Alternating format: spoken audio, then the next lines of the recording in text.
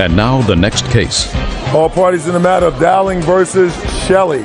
Step forward, please. Artist Megan Dowling is suing computer support technician Keith Shelley for the cost to fix a marble table. Megan says the table was damaged when a drunken Keith fell on it. Miss Dowling, according to your complaint, Mr. Shelley, while in your home, broke a table, an antique table of yours. Correct. You want him to pay to have it repaired. Now, how do you know Mr. Shelley? He's an employee of a friend of mine. How did it come about that he was at your home? Well, I had gone over to my friend's place of employment. He owns a warehouse where he works, and Keith was working there. And the friend brought out a bunch of wine after work, and we were sipping wine, and we all went to dinner after that. So first you were drinking at the warehouse. Correct. How long did that drinking last at the warehouse? Oh, about 45 minutes. After you finished drinking at the warehouse, you all went out for dinner. How many people went out for dinner? 4. Raise your hands. 1, 2. Either of you there? Raise your hand if you all went out for dinner. No, I wasn't there. I'm sorry. Who do you live with? I had a roommate, this gentleman over here, Bill Gaylord, who's a witness. Were you there when this happened with the table? Yes, I was. But you had not been out for dinner with them? No, I have not. So first you went out for dinner, 4 of you. And how long was dinner? Pretty short. It's about an hour. Did you drink? I think I had a half a glass of wine. Well, you had been drinking at the warehouse. I had a glass of wine. Okay. How did Mr. Shelley end up back at your house? I invited my friends and Mr. Shelley for a postprandial cocktail. A what? A post-dinner cocktail, a nightcap. I had some very excellent rum, and I thought I'd introduce them to... And what time did you get back to your house? Oh, I don't know, approximately 8. But none of the other friends took you up on it, only Mr. Shelley, according to your complaint. They originally were going to come over, but then they decided to not come after all. And Mr. Shelley came over. Correct. And you gave him some of this wonderful rum? Right. What'd you drink? I had some rum. How much? Oh, I don't know, about 2 drinks. What about Mr. Shelley? Well, he originally said he was going to have just 1 drink and then go. And I said, that's fine. I don't really want to share a very expensive, an entire bottle of rum with you. Did you say that to him? Yeah. And so I poured us both a glass of rum, and he finished it, and he proceeded to grab the bottle of rum and continue to pour it on his own. And I was getting a little irritated. Did you tell him to stop? I said, yeah, slow down, big boy, because he started to show signs of inebriation. So you told him to slow down, but you didn't tell him to stop. Real cases, real people. Judge Judy. Megan Dowling says one-time acquaintance Keith Shelley owes for breaking her marble table. Megan says Keith fell on it when he was drunk. When did you get home that evening, sir? I got home about 10, maybe 15 minutes before the incident. Why don't you step up here? Tell me your last name. Gaylord. You rent a room, share an apartment? I was subletting a room from her at the time, yes. Tell me what you saw when you came home. They were sitting down together, having a drink. And? He was getting up just about to leave, and I was going to see him to the door, so I headed towards the front door, and the moment I had turned the back is when I heard the crash. So he fell over a table? More on it. So, large marble, heavy marble top. He wasn't hurt, was he? To the best of my knowledge, no. Go ahead. I also had told Keith to stay at my house a little longer before he left, because I saw that he was a little inebriated. And I said, either you stay here or you take a cab home, but I'm not letting you drive like this, so.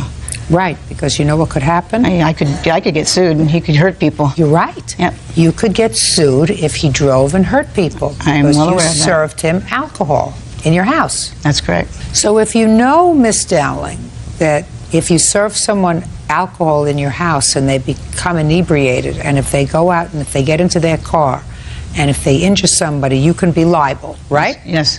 Why don't you think you're liable for your own table? Well, I detained You can him. sit down now, sir. What you're claiming is that he was drunk and fell on your table. Well, That's what you said here. Yeah, but I detained him for a couple of hours before he got up and decided that he was going to leave. And I said, "Are you sure you're okay?" And he says, "Yeah, I feel fine." And he by all accounts, That's what every drunk says when they get behind the wheel of a but car. he looked fairly lucid. And Just a minute. So he looked okay to you? well, I didn't give him a field sobriety test, but I mean, All right, Mr. Shelley, let me hear your version of these events, sir. The way the coffee table and the couches are, it's like an L couch, and the coffee tables don't leave a lot of room for regaining one's balance when if you lose your stepping.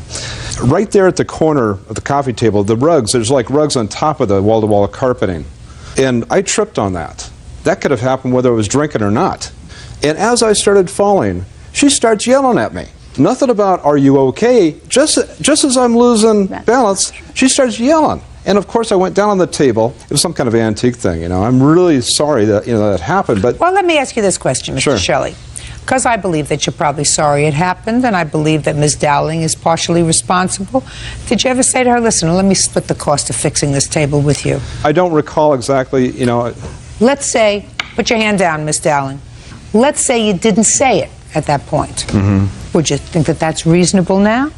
That sounds reasonable now. You had a little too much to drink? Yeah. She served you a little too much to drink?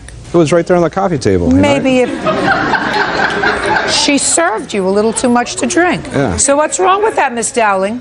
well, first of all, the minute I saw that he was inebriated and he was grabbing the bottle and helping himself, I confiscated the alcohol. You were probably And three sheets to the wind yourself. You had started to drink at 5:30 in the afternoon. You were still drinking at, according to him, 10 o'clock at night, and according to you, you were still drinking rum. You had a rum with him. I don't think 4 drinks over a 5 hour. You don't know whether he had 4 drinks or 14 drinks. How much did it cost to fix the table? And do you have a bill? $500. You have a bill? Mm-hmm. Let me have it. Your Honor, I'd also like to say he went home later on that night. These guys poured him into a cab. They had to physically force him into a cab. And he never came back to get the table. He shouldn't have come back to get the table. You're going to pay half the table, and he's going to pay half the table. I attempted to ask him to Isn't that bring- right, sir? Because you think that that's just reasonable. You're a big grown-up. You're going to take a certain amount of responsibility for what you do, right? Yes. Yes, I agree. Yes, Your Honor. Perfect. Now, if I could only get Miss Dowling to take similar responsibility on her own, I would be a happy person today. But since I am not able to do that, I'm going to have to do it for her. Judgment for the plaintiff in the amount of $250. That's all. And now the next case. All parties in the matter of Clark versus Oaks, step forward, please. Truck driver Michael Clark is suing his former friend, interior designer Deborah Oaks, for the value of a '92 Acura. Deborah is countersuing, claiming Michael breached their contract when he repoed the vehicle. Mr. Clark, you and Miss Oaks had been friends, according to what I read in your complaint, and you laid out money for her for a car. Yes, Your Honor. And you claimed that she did not pay pursuant to your agreement, which was she was supposed to pay every month. You repossessed the car.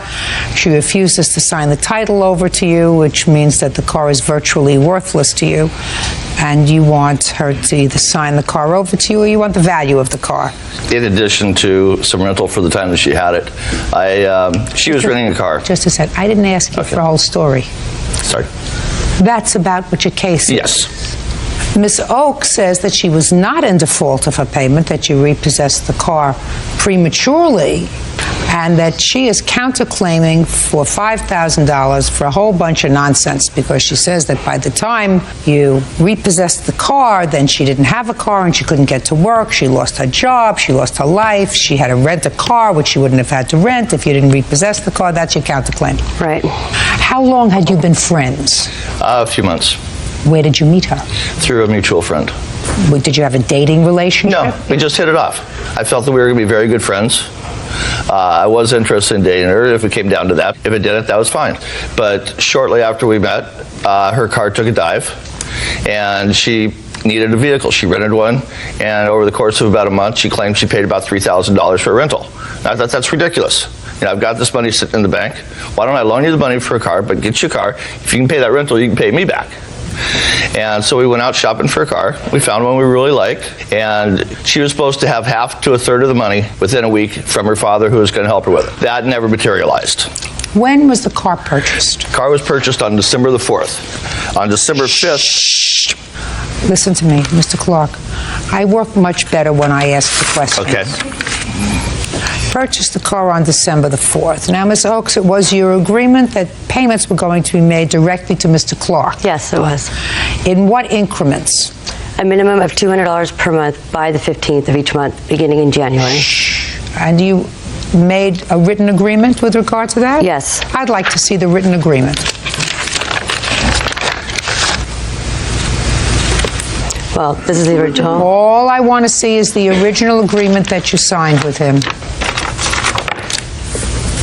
Your Honor. Sorry.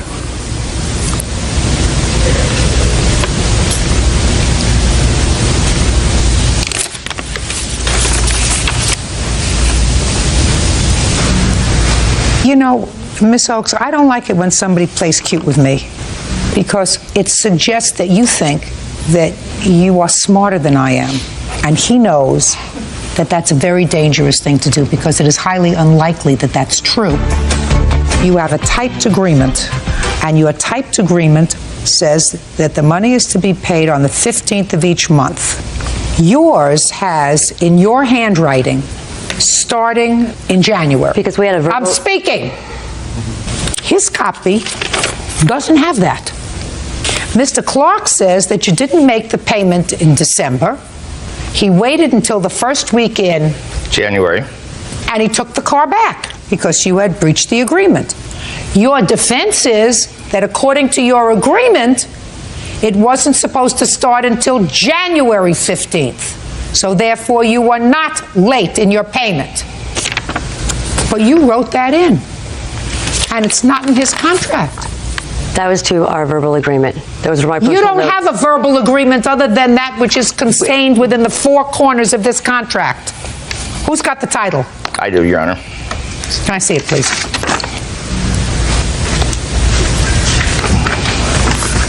When did you first ask her for the money, sir? I'd been hitting her up ever since we got the car because the money from her father was supposed to come in, and she did tell me that her uncle had died. That's not true. Her parents were coming into town, and when I asked her for money, she said, well, they spent all the money on airfare. I don't know how much is going to be there, da-da-da-da-da. Well, the uncle wasn't part of our agreement. Before we go any further, I want each of them to sign the title to the car so that when I make a decision, it's all signed off on.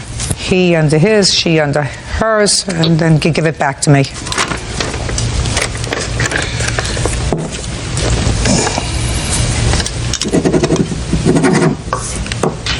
And then I'll take it back, Bert. After she signs it, I'll take it back.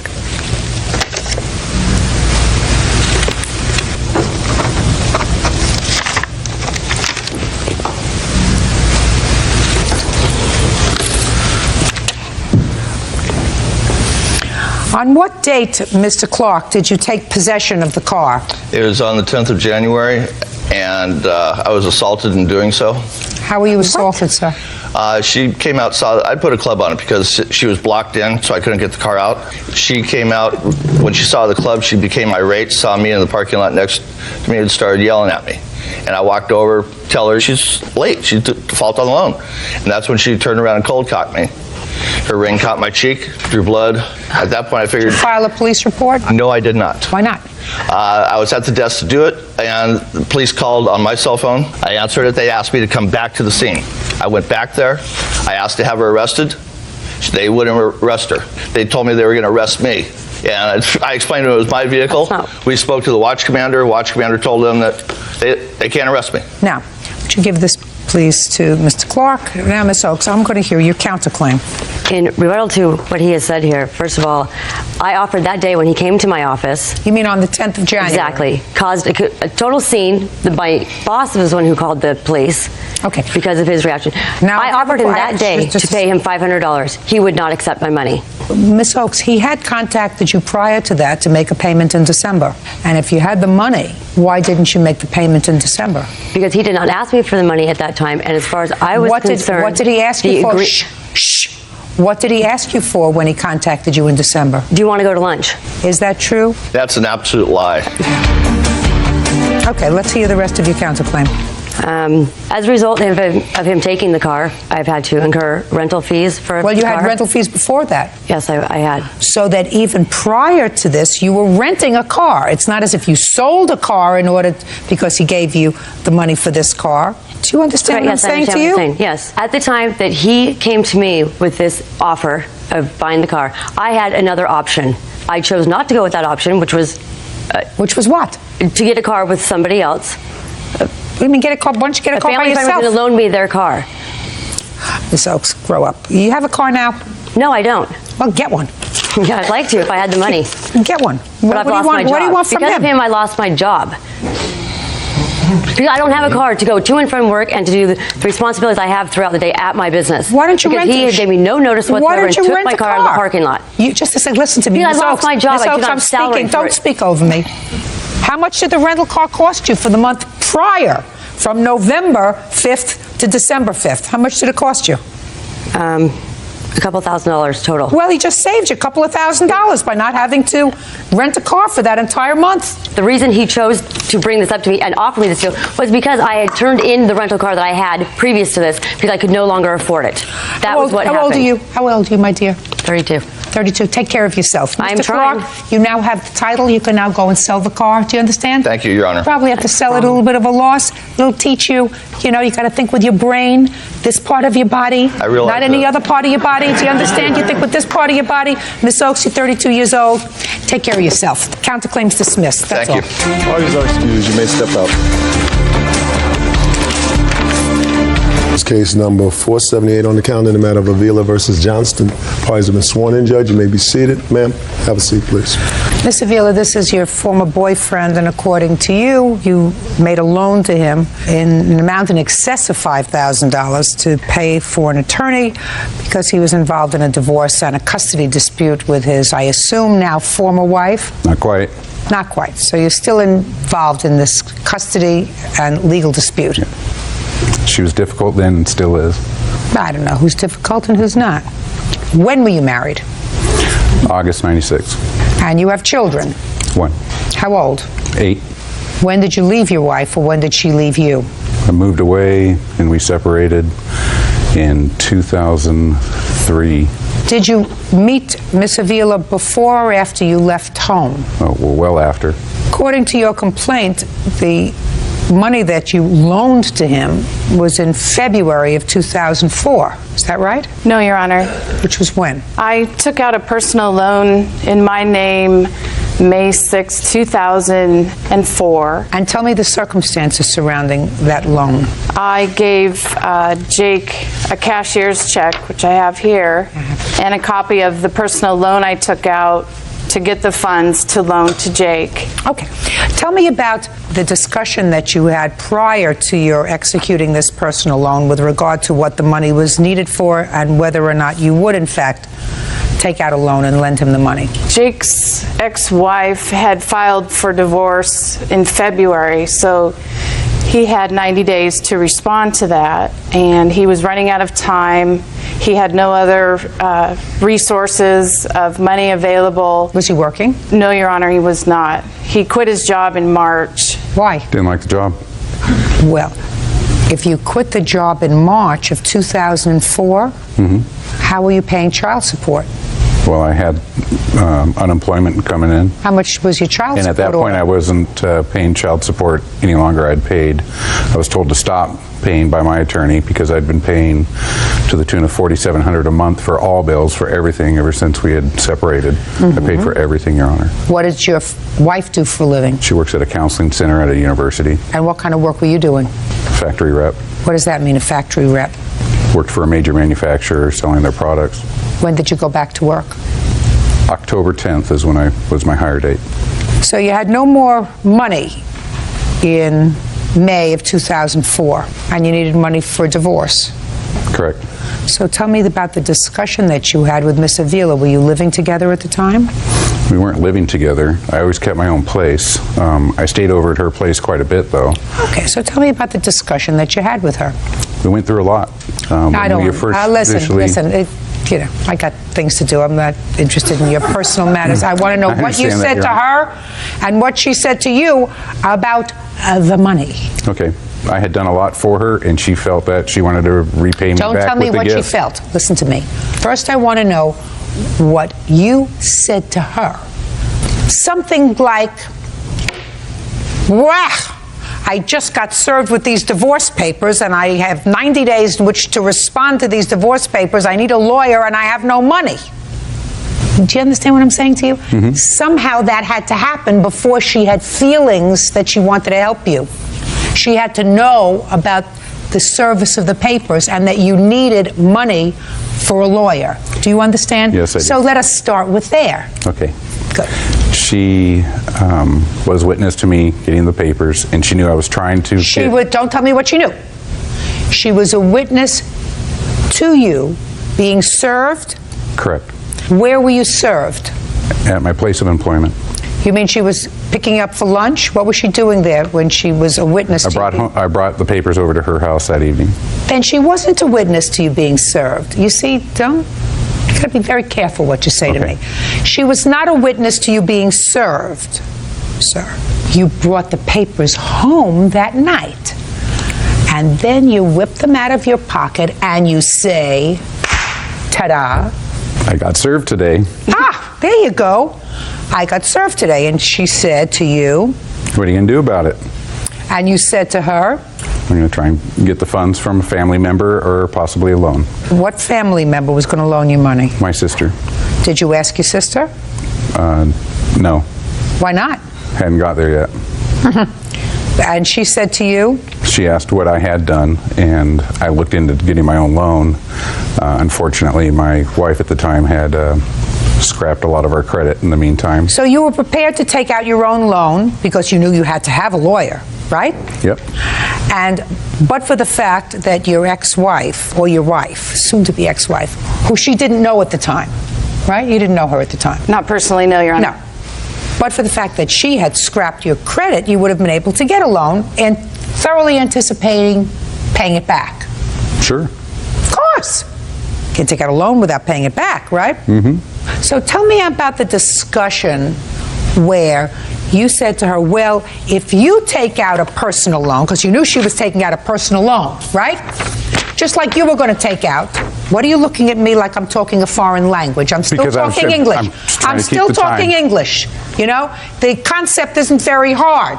This is the same kind of personal loan that you were trying to take out, and you couldn't because of the lousy credit that your wife had inflicted upon you. Almost. I was going to take a second against the house, pay off all of our debt so that neither my ex-wife or myself were in debt. And well, she wasn't going to allow you to do that. Listen to me. She wasn't going to allow you to. I know I gave you a minute to think, but you're not an idiot. I don't think you're an idiot. So your ex-wife is not going to allow you to take out a second mortgage on the house in order to pay for a lawyer to fight her. That would be very dumb. And your soon-to-be ex-wife doesn't sound like she's dumb. Judge Judy continues in a moment. I wanted my space. I didn't think she was the right one to introduce to my daughter. And what'd you take her money for? We had spent some time. Why did you take her money? And later today. According to your answer, you said that when he said to you, you have to pay me for this job, you said to him, I said, are you kidding? I've been supporting you for a year and a half. Right on! Real cases, real people. Judge Judy. Junelle Avila says ex-boyfriend Jacob Johnston owes for a loan to hire a lawyer. Jacob claims Junelle offered the money. How many payments did you give her on this loan? I don't remember making any payments to her. How many payments did he make? One, Your Honor. When? The first payment due July 5th, 2004. He paid That me. sound familiar to you, sir? I remember giving her $200 because she was tight. I didn't expect to be paying back anything at that point. Well, when did you decide, Mr. Johnston, that you no longer wanted to be involved with Miss Avila? After she became aggressive and upset. Month because and year. June of '04. So within 4 weeks or so of getting this money, you took a hike. I had taken a hike prior to that. Tell me about that, sir. We spent a lot of time up until the end together, up until the end of '04. Listen to me. I had... May of '04, you took the check, paid for the lawyer. Listen to what you're saying to me, sir. Be very, very careful, because you said to me that you were served with the papers May 6th.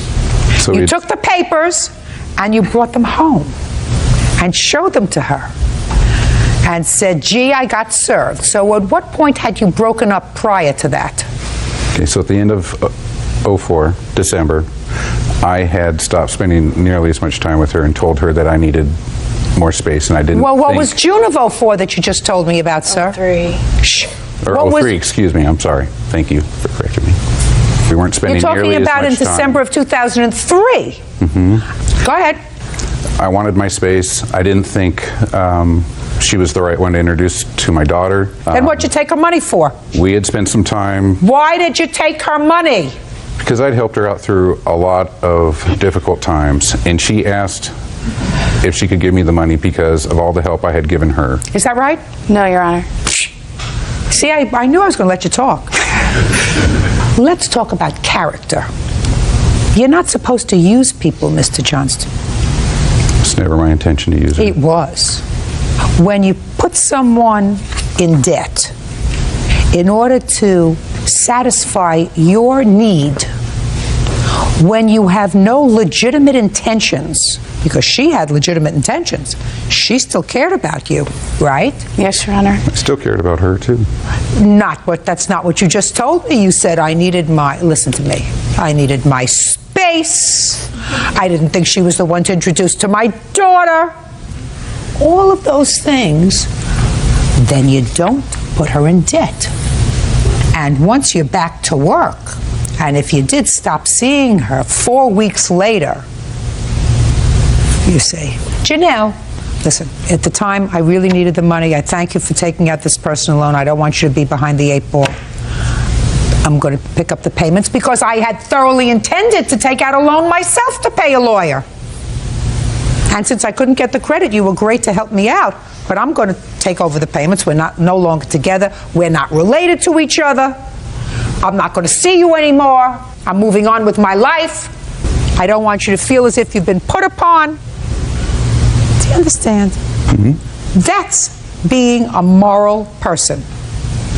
So I wouldn't allow you to represent toilet paper, sir. Because that's what I think of your moral character if you stuck her with this loan. Judgment for the plaintiff in the amount of $5,000. That's all. Thank you, Your Honor. Parties are excused. You may step out. Perhaps he had no money to repay since he wasn't working. You can't get blood out of a turnip. Comes back to some of those personal issues that I'd rather not bring up. Ladies, if you see this man coming, hang on to your money and run the other way. And now the next case. All parties in the matter of Hanson versus Fagan, step forward, please. Plaintiff Norman Hanson is suing his ex-girlfriend, hairstylist Lisa Fagan, for the cost to renovate her salon. Norman claims he did the work and was never paid. Mr. Hanson, you and the defendant lived together for a period of time in her home, and it is your claim that while you were together, you did work for her in remodeling her salon. Is that a beauty salon? Yes, ma'am. And there was an agreement that she would pay you for that remodeling work. You finished the work. She didn't pay you. True. That's your claim. How old are you, Mr. Hanson? I'm 58 years old. And when did you move into Miss Fagan's home? Probably about a year prior to What year did you move into her home? 2003, the end of 2003. How long had you known her before? About 20 months. And how long did you live with her? Approximately a year, a little less, on and off. What do you mean on and off? Well, whenever she'd go out and meet somebody else, she'd give me the boot, and then he'd leave her, and she'd call me back. That's the And way you it went? Yes. You weren't living with her. Where were you living? I had my own home in Interlaken, about 40 minutes away from her home. For most of the year, however, you lived with her. It was more convenient to live with her so I can get the projects done that she wanted done than having to travel back and forth. And plus, I'm disabled and I'm on a fixed income, and it's easier to move in and save money than go back and forth every day. Now, what kind of projects were you doing for her? Okay, I built a privacy fence around the property. And when did you do that? How long had you been living there? It started around, I guess, March or April when she got her income tax check. We went up and bought the material and I started. What kind of privacy fence was it? Wood? Yes. Sounds like a lot of work. It was. Did you have to pour cement? In some areas, yes. And how big a fence was this? maybe 400 feet, 500 feet. And what was the next project you did with her? Then I built a 12 by 24 patio off the back of her porch. Out of what material? 2x6s, 2x4s, all treated. Now, during that time, sir, because these projects kept you very busy, while you were living there with Miss Fagan, I assume it is correct that you were not paying any part of the mortgage, gas, electric, or utilities. Is that right? Well, at first I was paying her like $100 a month. $100 a month? One time, Your Honor, I got that. Twice. Time. Twice. He says twice. Give him twice. He gave you $100 a month. That comes out to a little less than $25 a week. Is that right, sir? Yes, sir. Yes, ma'am. So we know that that's not really supporting yourself. No. Now, what was your main job, Mr. Hansen? In the salon? No, your main job. How do you support yourself? You're 58 years old. I'm on disability. What's the nature of your disability? I had a broken tailbone. That's the nature of my disability. I got a broken tailbone. Well, what does the broken tailbone disable you from doing? Almost everything up to about 3 years ago. And Just a second. If you're building 500-foot fences... Yes. And putting in 20 by 30 patios... Yes. And single-handedly remodeling a salon... I want to know, are you disabled from building skyscrapers? Are you disabled from building bridges?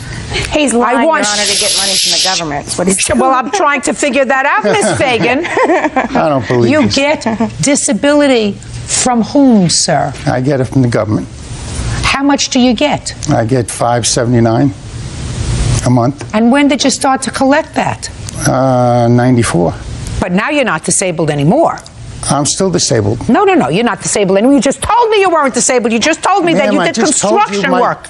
With exercise, I go through a lot of pain and suffering, but I'm able to walk. At times I had to use a cane. I used to have to use crutches. I work myself off of that.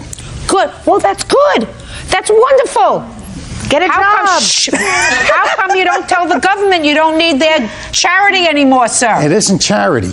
Sure it is. When the bad weather comes, I can hardly move around. It changes like the weather. My goodness gracious me. It might seem like right now, because it's nice and dry, everything's fine, but I still got pain. I still got to walk with it. That's life, Mr. Hansen. As we get older, we get aches and pains. But if you can build a 500-foot fence and a 20 by 30 patio and remodel a salon, you should not be getting money from the government because you're disabled. Now, when you told her you wanted money for this salon, and you were living together at the time, sharing a bedroom, I assume, what did she say to you? She come out and asked me in her house, do I think I could do that concrete building, renovate it and convert it into a salon? I said, sure I can. Sure, as long as the weather's dry. Just a minute, Okay. not when it's raining. Did you say to her, I'm sure I can do that, but I can't work when it's raining? It's harder when it's raining. Go ahead, keep going. Okay. She asked me how much do I want to do the job. I said, well, make me an offer I can't refuse. She said $15 an hour. I said, okay, let's go with it. And that's what we did. I'm listening. Where do I begin? What would you like to know? No, just say to me, when he said, why don't you, according to your answer, you said that when he said to you, you have to pay me for this job, you said to him, I said, are you kidding? I've been supporting you for a year and a half. right on! No, you and the government had been supporting him. The only one who wasn't supporting him is Mr. Hansen. You're 58 years old. It's time you grew up, sir, and decide, I am a human being, I am a man, I have a responsibility to take care of myself. Not the government, not Miss Fagan, not anybody else. Get a job, call the government and tell them you no longer need their disability, because certainly we're going to send them a copy of this tape and let them know that you no longer need any disability, Fine. Mr. Hansen. And get a job and take care of yourself. It's time, sir. Otherwise, you'll never know what it's like to be independent, and then you're going to die. Do you understand? Your case is dismissed. That's all. Parties are excused. You may step out. Yeah, this is case number 545 on the calendar in the matter of Keaton versus Snow. Parties have been sworn in. You may be seated. Ladies, have a seat. Mr. Keaton, according to your complaint, sir, you are a property owner. You own a home. Yes, I do, Your Honor. And on your property, amongst other things, there's an avocado tree. Yes, Your Honor. I'm a city girl. I didn't even know how avocados came, whether they were hatched or grew on a vine, but now I know avocados are generated in trees. Correct. According to what I read, Mr. Snow here was stealing your avocados. That's correct. Shh. No. You have to be quiet. Was stealing your avocados. And during the course of this altercation, he assaulted you. Yes, he did. And injured you. Correct. You want to be compensated for that, That's right. for that injury. Mr. Snow, while he acknowledges that he was stealing your avocados, sort of, says that you provoked this incident by throwing one of the avocados at his girlfriend who was sitting in the truck. Now, Mr. Snow, I'm going to start with you. You were, in fact, taking avocados from a tree that belonged to Mr. Keaton. Yes, Your Honor. I would like you to describe to me how you were doing that. I actually was driving down the street and I pulled up under the tree, which actually hangs over the street. I have pictures I could show you as well. Where are they? They're right here, Your Honor. Good. What were you driving down the street in? A Dodge truck. Where were you going? I take care of a mentally disabled person. I was going down to just acquaint with him and take him out to breakfast. Where does he live? About 8 houses down from Mr. Keaton. So you pass this property regularly? Yes, ma'am. And how many times have you taken property from Mr. Keaton? Your Honor, I took it one time prior. I had taken avocados, and How many did you take? I'd say around 20, 25. What did you do with them? Made guacamole, Your Honor. Well, you took them because... You took them because you felt that you were entitled to take them because the branches hung over into the street. Is that what you're telling me?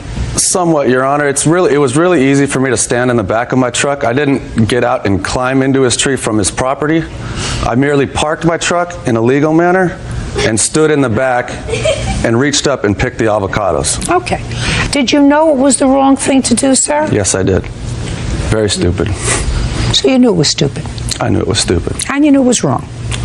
Now, on what date did this altercation take place, Mr. Snow? Ma'am, I don't recall. Mr. Keaton? I know exactly the date, Your Honor.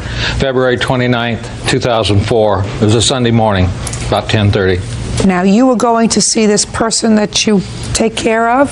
Yes, ma'am. On your way there, you decided to stop by and get some avocados? It was a rather spontaneous event. I just kind of was driving down the street. I saw him up there, was thinking guacamole.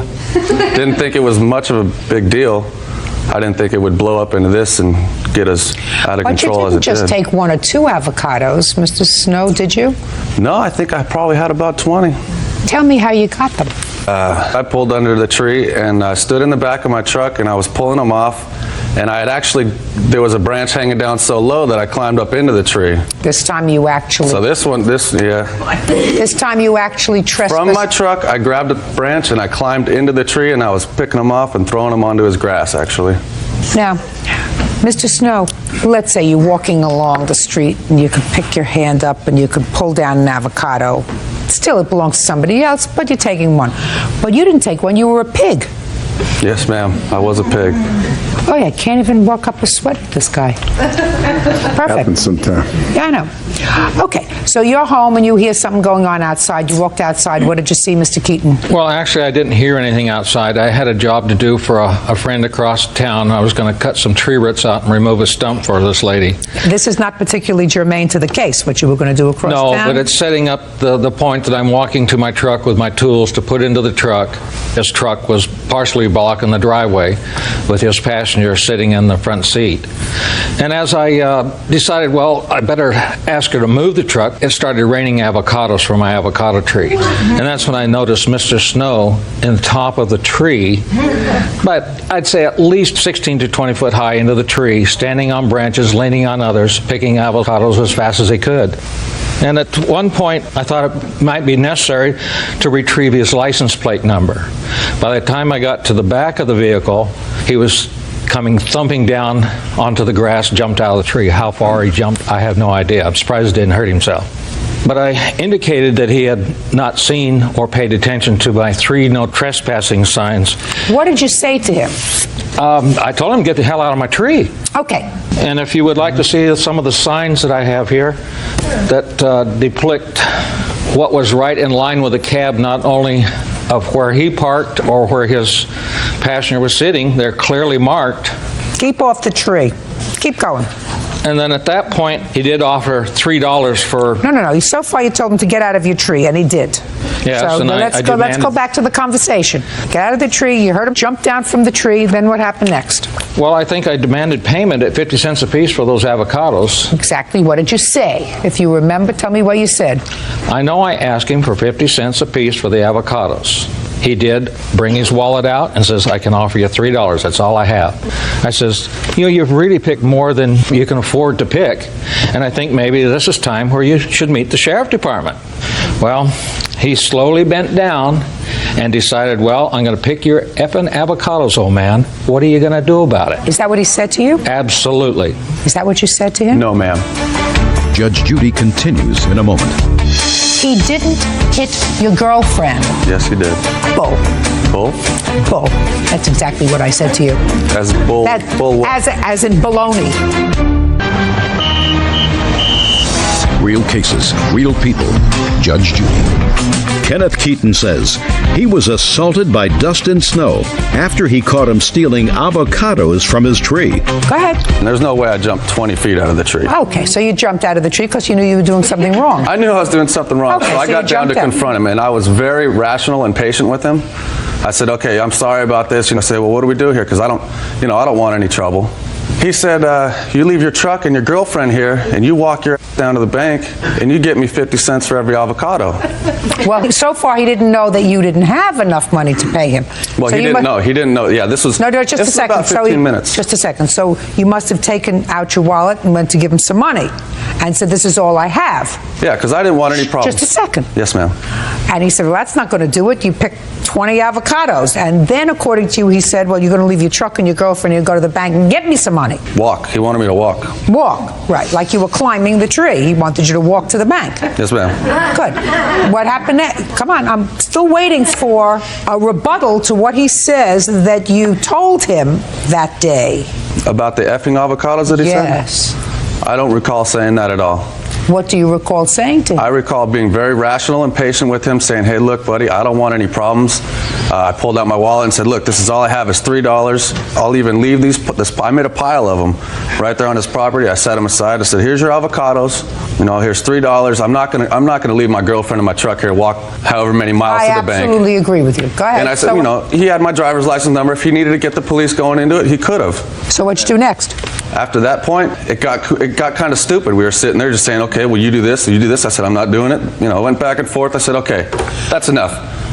I looked at my girl. I said, sweetheart, we're going to get out of here. I might have said, let's get the F out of here. Might have used a bad word. Walked around to the front of my truck to get into my truck. By that time, you were in the... we were on his front lawn. I put the avocados in a pile. You walked to get into the driver's side of your truck. Right, I went around the front of my truck. Did you open the door? Yes, I just got to open the door. And where is he?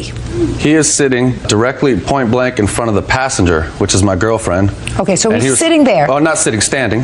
He's standing. Right in front of the pile of avocados that I had made for him. Okay, good. And you had the door open. And I said, this is enough. This is stupid. He's got our license plate. He can call the police and make a report if he wants. Fine. We're out of here. And we're out of here.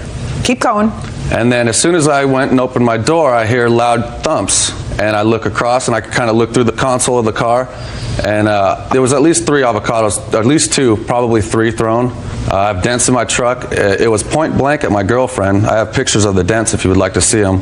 I'm more interested in seeing the picture of your girlfriend. Yeah, she's beautiful. No. I'm more interested in seeing the picture of your girlfriend's injury, because that's what you say. You say she was injured. No, she got hit. We didn't go to the hospital or anything. She wasn't hurt. She was hit, but not hurt. Okay, keep going. She kind of put her hands up to defend herself. So that didn't hit her? Well, one hit her, yes. Where? In the hand? In the arm, yeah. You believe. Okay, keep going. Okay. Keep going. So I went around the front of my truck, and he was assaulting my girlfriend. He brought violence into the situation. Just keep going, sir. So I ran towards him, and I grabbed him by the back of the legs around his knees, pulled his feet out, and just put him on his butt. Now, Your Honor, I'm a very strong man. I could have done a lot of damage to this fella, but I kept my wits about me and I said, you know what? I'm not going to beat up on this old guy. I didn't want to do that. I didn't want any of this. I wanted to leave. Why didn't you leave? Because he's pelting me and my girl with avocados. Take you 2 seconds, get into the car, close the window, and leave. Take you less time to do that than close the door, walk around the truck, and pull his legs out from under him. I didn't feel like fleeing, Your Honor. You didn't feel like, not fleeing, no. Leaving. Well, after he's pelting avocados in my truck, that wouldn't be very smart of me. Oh, it would have been very smart of you. Why? Why? I usually don't answer questions, especially questions that are stupid, but I'm going to answer your question, sir, because according to what you just told me, this situation that was instigated by your criminal activity had begun to escalate into violence. And smart people, when they are faced with a situation of escalating violence, extricate themselves from the situation. Do not put themselves into the situation with gusto.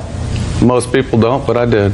Then you're responsible for his injury, sir. Even though he started with the violence. He didn't start it, sir. You broke the law. You trespassed on his property. And to be quite honest with you, Mr. Snow, he didn't hit your girlfriend. According to you, according to what you said in your answer, which is different from what you're saying now. You said he threw one through an open passenger window from point-blank range and hit my girlfriend. Yes, he did. Bull. Bull? Bull. That's exactly what I said to you. As bull? Bull what? As in baloney. You did the wrong thing, and you're a smart aleck. No, I admit to doing the wrong thing. Twice. Not once, but twice. Because aside from committing a crime, it's not a major crime, but you were a pig. Because if you wanted to go to this handicapped person's house that you were taking care of and bring him an avocado, then you take 2 avocados, maybe 3. You don't climb up. You ever made guacamole, Your Honor? You need several. Listen to me. I allowed you to ask me one question, which I answered. You only get one opportunity. Why don't you try listening? Your activity that you acknowledge you knew was wrong precipitated an incident and somebody else was injured. Not her. Not her. And it was a situation that you could have extricated yourself from in a second. You chose not to do that. So you chose to violate this man's property, not once but twice. You chose to stay in the situation because you could have left. No question. You could have left. He had your plate number. You were getting into your car, take off, go to the police, say, listen, I was trespassing on this man's property, stole his property, but then he did what he shouldn't have done. He threw avocados, and my girlfriend had to deflect there because one of them almost came in the window. It did. Baloney. Baloney? You weren't there. Baloney. How do you know that? Your Honor, I have some doctor's reports and bills and also pictures of my injuries. And I also have retained an attorney for the criminal charges that were finally dropped. How's your arm now? I do have pain in it from use, like using a weed eater or a hammer to, build my little birdhouses or something like that. And sometimes it turns all white, the skin, because there's so much pain. Did you ever see the photographs of his injuries, sir? No, ma'am. Well, I'd like you to take a look at them. This is what just started with your criminal activity, Mr. Snow. There was also more taunting by the time I got myself picked up off of the curb that I landed on to cause those type of injuries to my wrist. If he denies about making jaunts or gestures, he continued this taunting at the back of the truck where I was trying to catch my breath. There's no question in my mind that he's a smart aleck. No. No question in my mind. He thought the whole big deal was nothing, should have just let it go. How long have you been with him? 2 years now. Your Honor? Yes. There's also police reports that go into his past where it was still on probation at the time he did this assault on me, to where he had probably on probation for aggravated assault anyway. Is that true, Mr. Snow? No, ma'am. Were you on probation at the time of this incident? No, ma'am. Not to my knowledge. What does that mean? Had you been convicted of a crime? No. Well, Then the answer would be absolutely not. He couldn't have been on probation or parole because he'd never been convicted of a crime. Correct. Is that right? Yes. You have proof to the contrary, Mr. Keaton? Yes, here's I'd just like to see it with a regard report to his from the Sheriff's credibility. Department that probably would make a lot more sense to you, and you can find what you're looking for. Take a look. There are several pages of different arrests and court cases that's been settled. I'm sorry. Well, he's got a problem with alcohol. How many DUIs do you have, sir? 1, Your Honor. Convicted? Yes, ma'am. Well, what do you think a DUI is? Driving under the influence. It's a crime. And you were sentenced to 3 years probation. How long ago was that? Why are you asking me questions? What difference does it make? I said, well, you want probation? You said, I don't know. I don't think so. Not to my knowledge. Were you ever convicted of a crime? No. Well, then you couldn't have been on probation. Well, I believe it was 98. That's why I asked you that. What difference does it make, sir? Because You're you said playing 3 with years. me. You said 3 years, correct? You're playing with me, sir. I asked you if you were ever convicted of a crime. You were convicted of battery, misdemeanor battery. 3 years probation, 1 day in jail. Remember that? Yes. When was that? I don't recall the date. You had arrested as a juvenile too, Mr. Snow? I don't recall.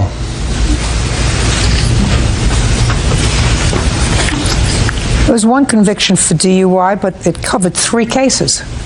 That sound familiar, sir? Mm-hmm. Huh? Yes, ma'am. Mr. Snow, Yes, it ma'am. looks to me, sir, as if for the past couple of years at least, you have remained out of trouble.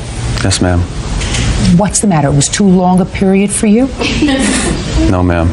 I mean, I look at this and I see that you had trouble in 98, 99, 2000, 2001, and probably as a juvenile, because your juvenile records probably is sealed in this county, but it certainly indicates that you had a history as a juvenile. And then all of a sudden, a couple of years, you do just fine. Maybe it's her influence on you. Who knows? She said you've been together a couple of years, so maybe she's a good influence on you. What would prompt you to do something so stupid, sir? Guacamole. Well, that's pretty stupid. That's what I say. That's pretty stupid. Then Very I would stupid. think twice, madam. If his love for vegetables It's a fruit, Your Honor. if his love for fruits and vegetables interferes with his good judgment, then I would think twice about hooking my star to his wagon. Checking for the plaintiff in the amount of $5,000. That's all. Thank you. Thank you, Your Honor. Parties are excused. You may step out. Yeah, this is case number 491 on the calendar, the matter of Sutton versus Nicholson. Parties have been sworn in, Judge. You may be seated. Ladies, have a seat, please. You know what's sort of interesting? The ladies come, they usually on that side, plaintiff's side, and they come with all the paperwork. On this side, usually the boyfriends, they come with nothing but a smile. Travel lightly. Is your attaché case on the ground over there? No? No. Well, I'm certain you're going to be very convincing. Yes. Miss, what? I was just thinking to myself, he's got the truth on his side. That's all he needs. Well, he's got something on his side. I fail to see it, but I'm sure it's there. You used to live with him. No, he rented a house from my parents. And you sometimes shared it together? I was up there a lot, yes. Enough so that you decided to get a credit card and give him one of the cards? Yes, he had asked me to get him a card. And you did that? I did. And by the time the two of you parted ways, according to you, he had maxed out the credit card. And in addition, you made a loan to him to help him pay his taxes. Yes. The amount of $1,000. He was in trouble with the IRS, is what I was told. Okay. Did she give you any money for taxes? She did. Was it a gift or a loan? It was a loan. It was a loan. Did you pay her back? Yes. How? Cash. When she gave you the $1,000, was it in check or cash? It was in check. Wouldn't you think it was smart to give her back the money the same way? Your Honor, we were planning to get married in June of this year, and we shared finances. You're telling me your whole story, your I whole wasn't major planning- thing here. I'm not interested. What I'm saying to you wasn't is, when planning- did she give you the $1,000? I don't know. In 04. Do you remember what month? You would have the copy of the I check. do have a copy of the check. I'd like to see it, please.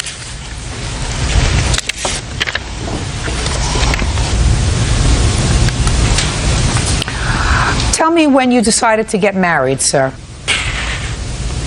December 23rd of 2003. So that when she gave you this in September of 2004, you were still planning to get married, Yes, Your Honor. right? Yes. When did you give her back the money in cash, sir? It would have been the end of the month, End of, September. all in one lump sum? Actually, I believe it was 2 payments. Give me the amounts of the 2 payments. I want to say one was for $400 and the other was for $600. Where did you get that money from? Paycheck. I was paid on the 25th of every month, Yes. and it would have been from that. And what did you do with your paychecks? Deposit them at the bank. So that you would have taken out this money, this $400 and $600. Yes, Your Honor. Lean down from in your attaché case, sir, and show me the withdrawal from your bank for $400 and $600. I didn't think that would be credible evidence because it didn't state to who it went to. It doesn't make any difference. It would have been some evidence that at the end of the month you took out $400 and $600, right? Yes. So instead of coming with some evidence, you come with no evidence. Yes. You see what I mean? Yes. Did he ever give you money for the taxes? No, he did not. No. Now, let's get to the credit card. Go ahead. Well, I got a credit card, and he had asked me to get him a credit card in his name, so I did. And the limit was $4,000. He had been making payments the entire time. And then things started going sour, so he did make a $1,500 payment. He did or he didn't? He did. When? I believe it was in August. Yes, it was in August. Is that before or after you broke up? That was before. And then basically everything's just started going bad. He was gambling too much. He was charging my credit card with party poker on the internet, and it ultimately... Why are you smiling at her? What's that? Did you tell him what I said? Why are you smiling at her? Because not everything she's saying is true, Your Honor. Is anything that she's saying true? Yes. Did you use the credit card to play party poker? When we were both there, Both where? playing party poker. Did you ever play by yourself? No. Did you have a gambling problem? No. Did you gamble? Well, yes, on party poker, Your Honor. Yes. Your Honor, I have a letter from him 2 days after we had broke up. He left it on my car, and it says he was going to Gamblers Anonymous. Can I see it, please?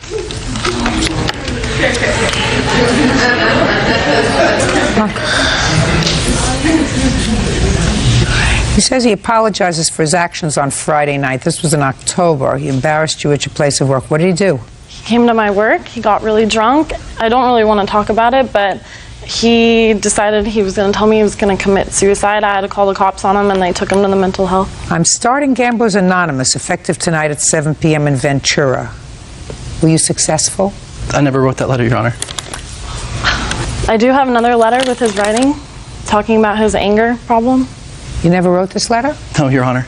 This is strange. Why would someone that you were engaged to sign his letter with love, Matthew Nicholson? That's strange. Okay, let me see another letter that you say you have that he wrote.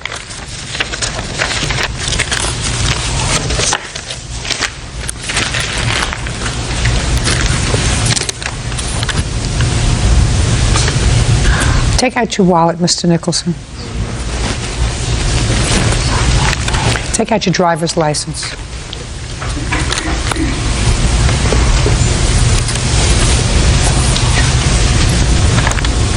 Not the same. It was left on my card, and he called me that Sunday night, telling me he was at his meeting. Give this to him.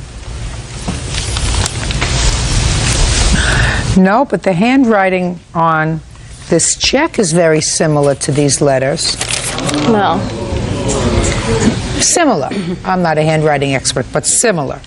Give these back to the plaintiff, please. See? Am I fair? Yes, Your Honor. That doesn't mean you're going to be successful, but it means that when she tries to put something over on me, I'm going to put my heel on her throat.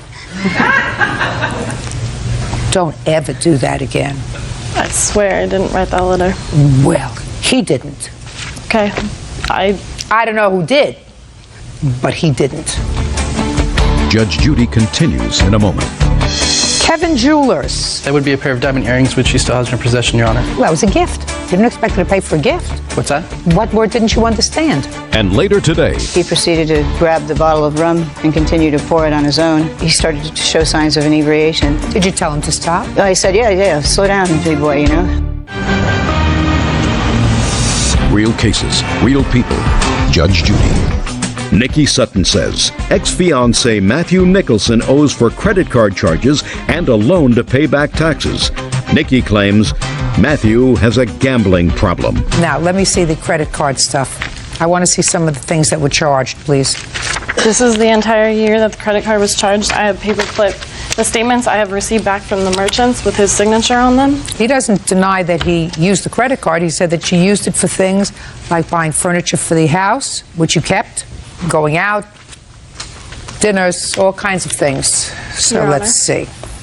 I used my other credit card to buy the furniture for the house. Just a shh. Who has Allstate insurance? That'd be me. Well, this is your bill. Yes. That's not a joint bill. No, Your Honor. Okay, who works out at LA Workout? I work for the company, Your Honor.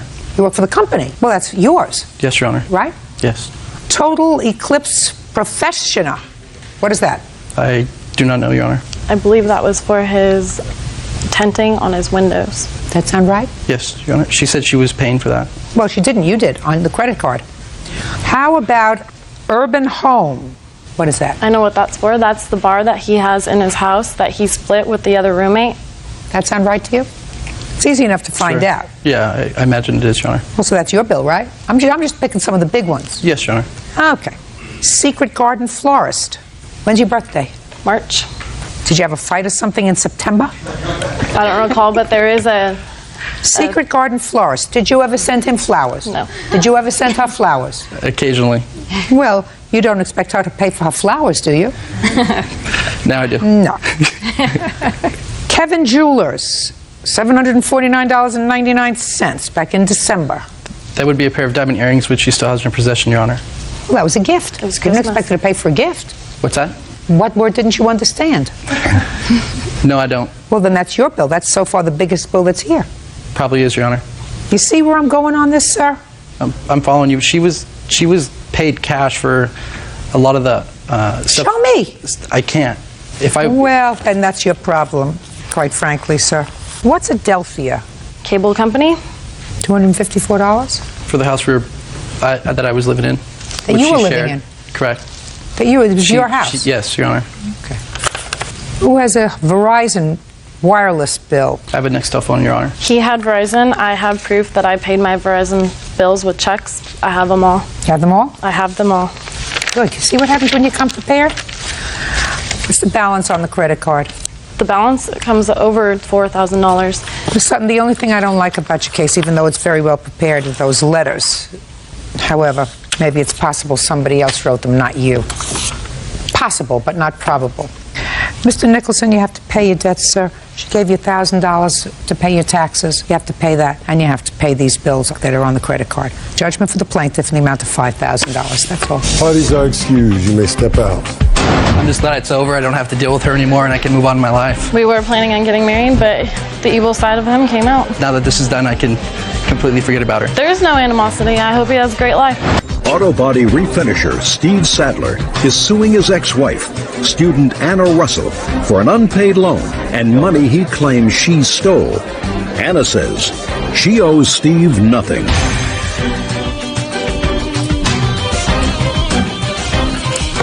Yeah, that's case number 74 on the calendar in the matter of Sadler versus Russell. Parties have been sworn in, Judge. You may be seated. Mr. Sadler, I have a question, and it has absolutely nothing to do with the case. Did that outfit come with a jacket? No, ma'am. Oh, okay. I just curious. Actually, I grew out of it. You grew out of the jacket? Okay. I mean, the outfit looks nice. It just looks as if it wasn't quite finished. Mr. Sadler, according to your complaint, Miss Russell, who is your former wife, borrowed some money from you, and then she took some money that you had given her to hold for safekeeping. Right. This was after she and her children, because the two of you have 5 children together. You have children from a previous marriage or relationship, and Miss Russell has children from a previous marriage or relationship, 5 in total, none that are your joint children together. Right. And you were divorced, and then after a couple of months decided that it was a mistake to get divorced, so she moved back in with you, and that again didn't work out. But it was during this period after the divorce that is your claim that these loans took place. $900 that you claim was a loan, and $3,600 that you claim she actually stole from you. Well, more or less. So give me some dates, Mr. Sadler. When were you married? 2001. December of 2001, I believe. I'm sorry, 2002. And when were you divorced? October of 2004. And when did Miss Russell and her children move back in with you? In December. And when did she move out? End of February. February 23rd, I believe. Okay. Do you have custody of your children? Yes, ma'am. How many children do you have? I have 3. Now let's talk about the loan first. The loan was made, according to you, in December of 2004. Right. Tell me about the loan. Basically, she had decided she wanted to go bankrupt so she could be a stay-at-home mother. And so I had her pull $1,500 out of my home equity. And we actually spent $600 of that on bills, and the additional $900 left was supposed to go into savings where I was going to pay an attorney for her to go bankrupt when that time came. But the money never went into savings or checking. She just held on to it, and it went with her when she moved out. And she never did go bankrupt. And she ended up, from what I understand, just using the money to catch up her bills. Miss Russell, when had you accumulated this debt that inspired you to think about bankruptcy?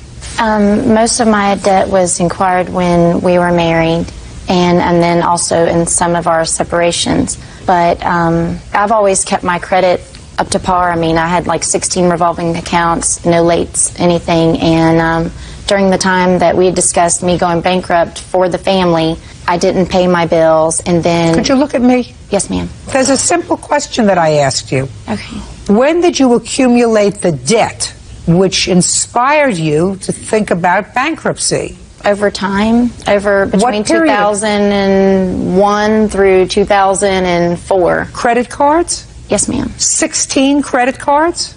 Well, I don't have 16 credit cards. I have 16 revolving accounts. I watch my credit like a hawk. What do you mean 16 revolving accounts? You have lines of credit at banks? Well, I don't owe any money to a bank per se unless it's through like Target Visa or Wachovia Visa. So then why were you contemplating bankruptcy? When Stephen and I were together, I did spend majority of the time as a homemaker, and then I would, go to school, and I did have odds and end jobs. Stephen works on commission, and this past year it dropped significantly, and we had discussed from talking to neighbors and things like that maybe I should go bankrupt and it's not so hard, and with the idea that Steve and I would be together forever, I didn't have to worry about having my name on a mortgage or having my name on another car loan, that he would take care of that, and then it would relieve some financial burden for us. How much in debt were you?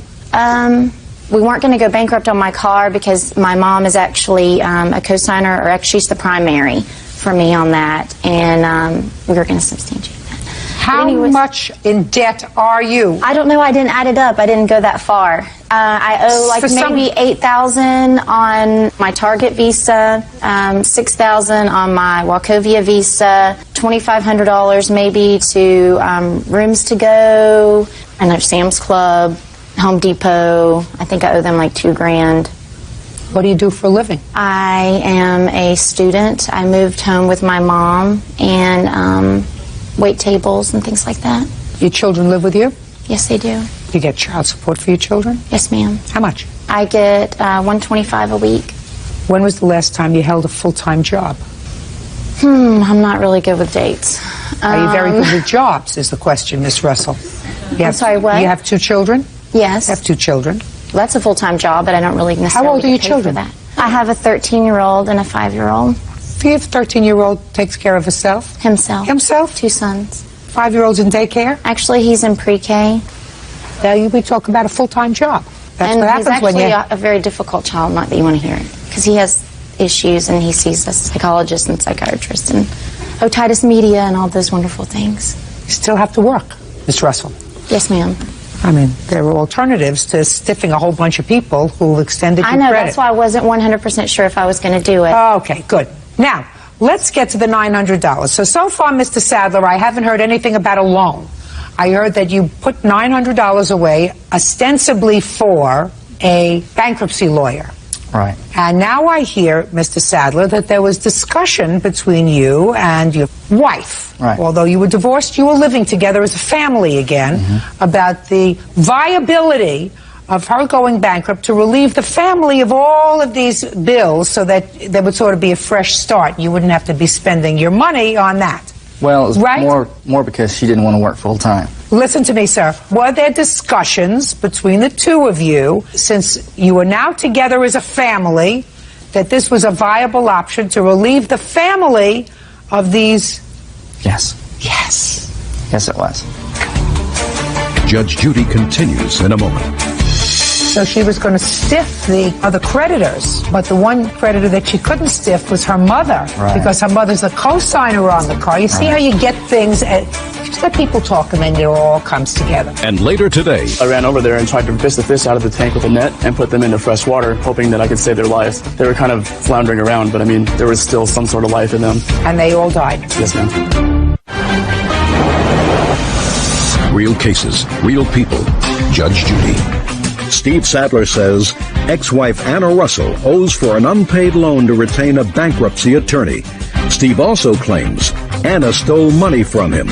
Oh, so now you can tell me the story about Mr. Sadler, the $3,600 that you claim Miss Russell stole from you. Okay, basically I got a lump sum of child support from my first wife, and with her going bankrupt, I had agreed that we would use the money, basically like an investment in our family, to pay down on her car, because she was going to keep her car, and that would lower that payment. But the money never got used, and our relationship just kind of went downhill.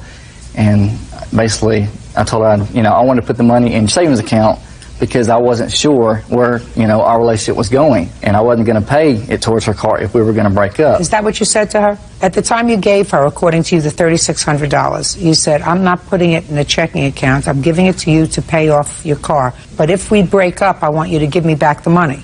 Well, that never came out, but she understood that because she Don't tell me what she understood. Well, this is a court, Mr. Sadler. It was like this. She had even made a statement to me that, we would discuss it if we decided she was going to use the money for something else other than what we talked about.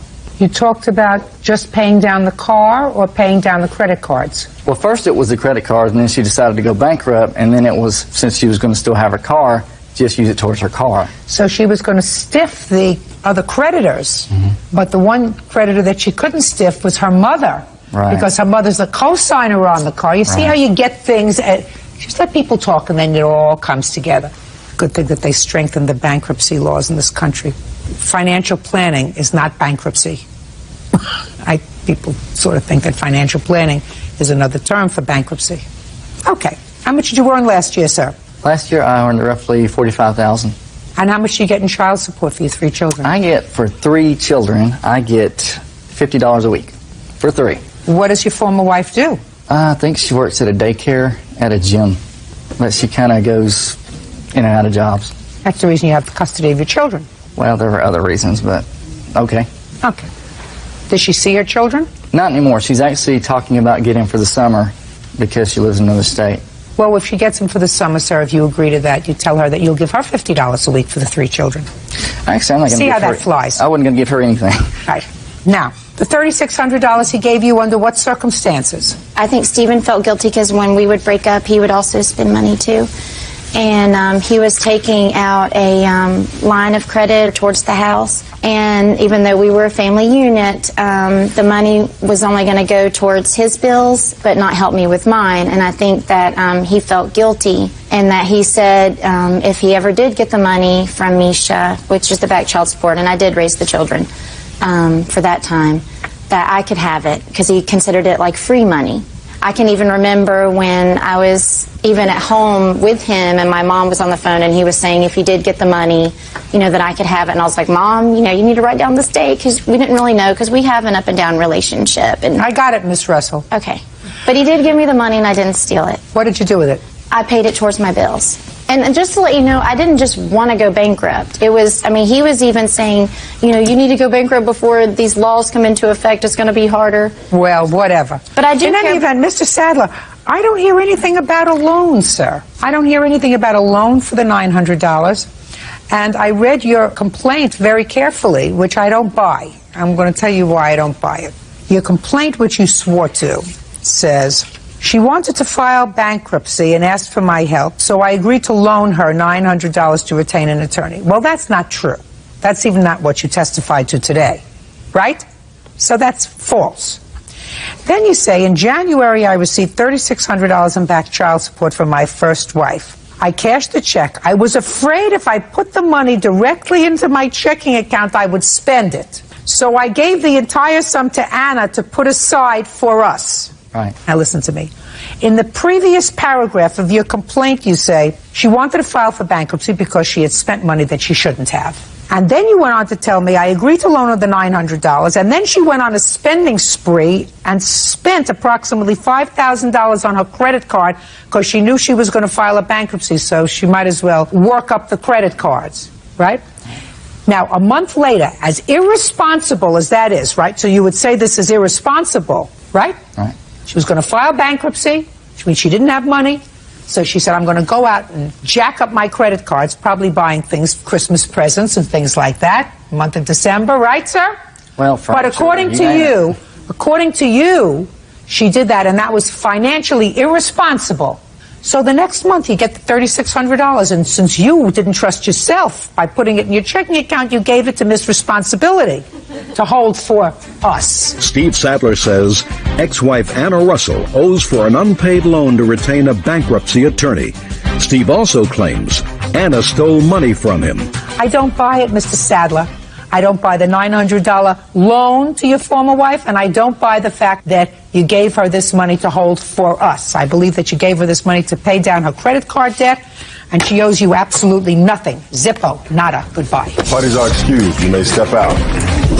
It's about getting back what I felt like should have been returned to me in the event our family fell apart. He actually had me served with papers trying to have me arrested, saying that I stole the money. We've broke up, God, probably 16 times in the last 4 years, and I'm not about to say it's the last time. I'm currently reading the book, He's Just Not That Into You, and if I had to give my own words of it, I would have to say he's just not that into you if he sues you and tries to have you arrested. Brokerage sales assistant Lynn Riley is suing the mother of her daughter's former friend, school food server Tina Mark, for the cost to fix a Mazda MX-3. Lynn says Tina's 15-year-old daughter, Stephanie Sherman, got behind the wheel and totaled it. Yeah, this is case number 543 on the calendar in the matter of Riley versus Mark. Parties have been sworn in. You may be seated. Ladies, have a seat, please. Mrs. Riley, I assume this is your daughter and this is your daughter. Is that right? Correct. Neither one of you were there on the fateful evening when your daughter got Mrs. Riley's car. Yes. And drove it and crashed it. Yes. Causing damage. And Mrs. Riley wants you to pay for the damage your daughter caused. Correct. And your daughter, whose name is? Stephanie. Stephanie says that Kayla gave her the keys to the car, so she's responsible. That's your position.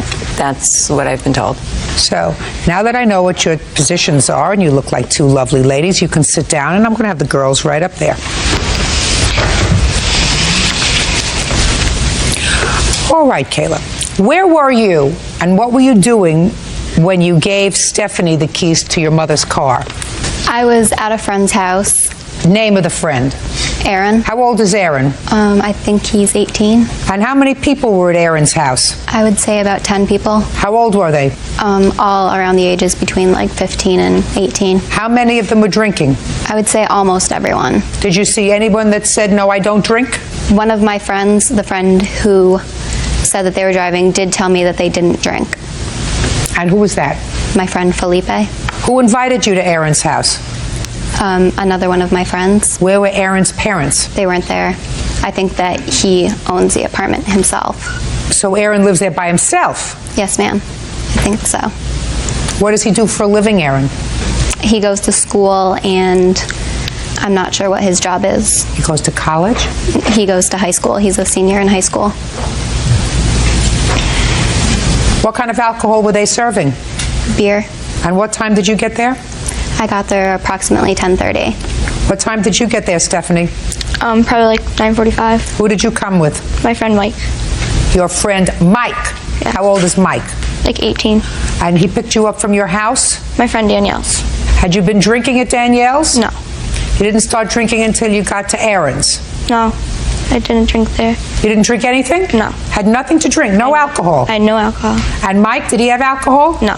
He left before, like right when he got there. He only stayed for like 15 minutes, then he left. Well, and when he was there, he didn't drink? I wasn't with him at the time. So, you know you didn't drink. As As far as you know, Mike didn't drink. Did you drink? Yes, ma'am, I had a beer.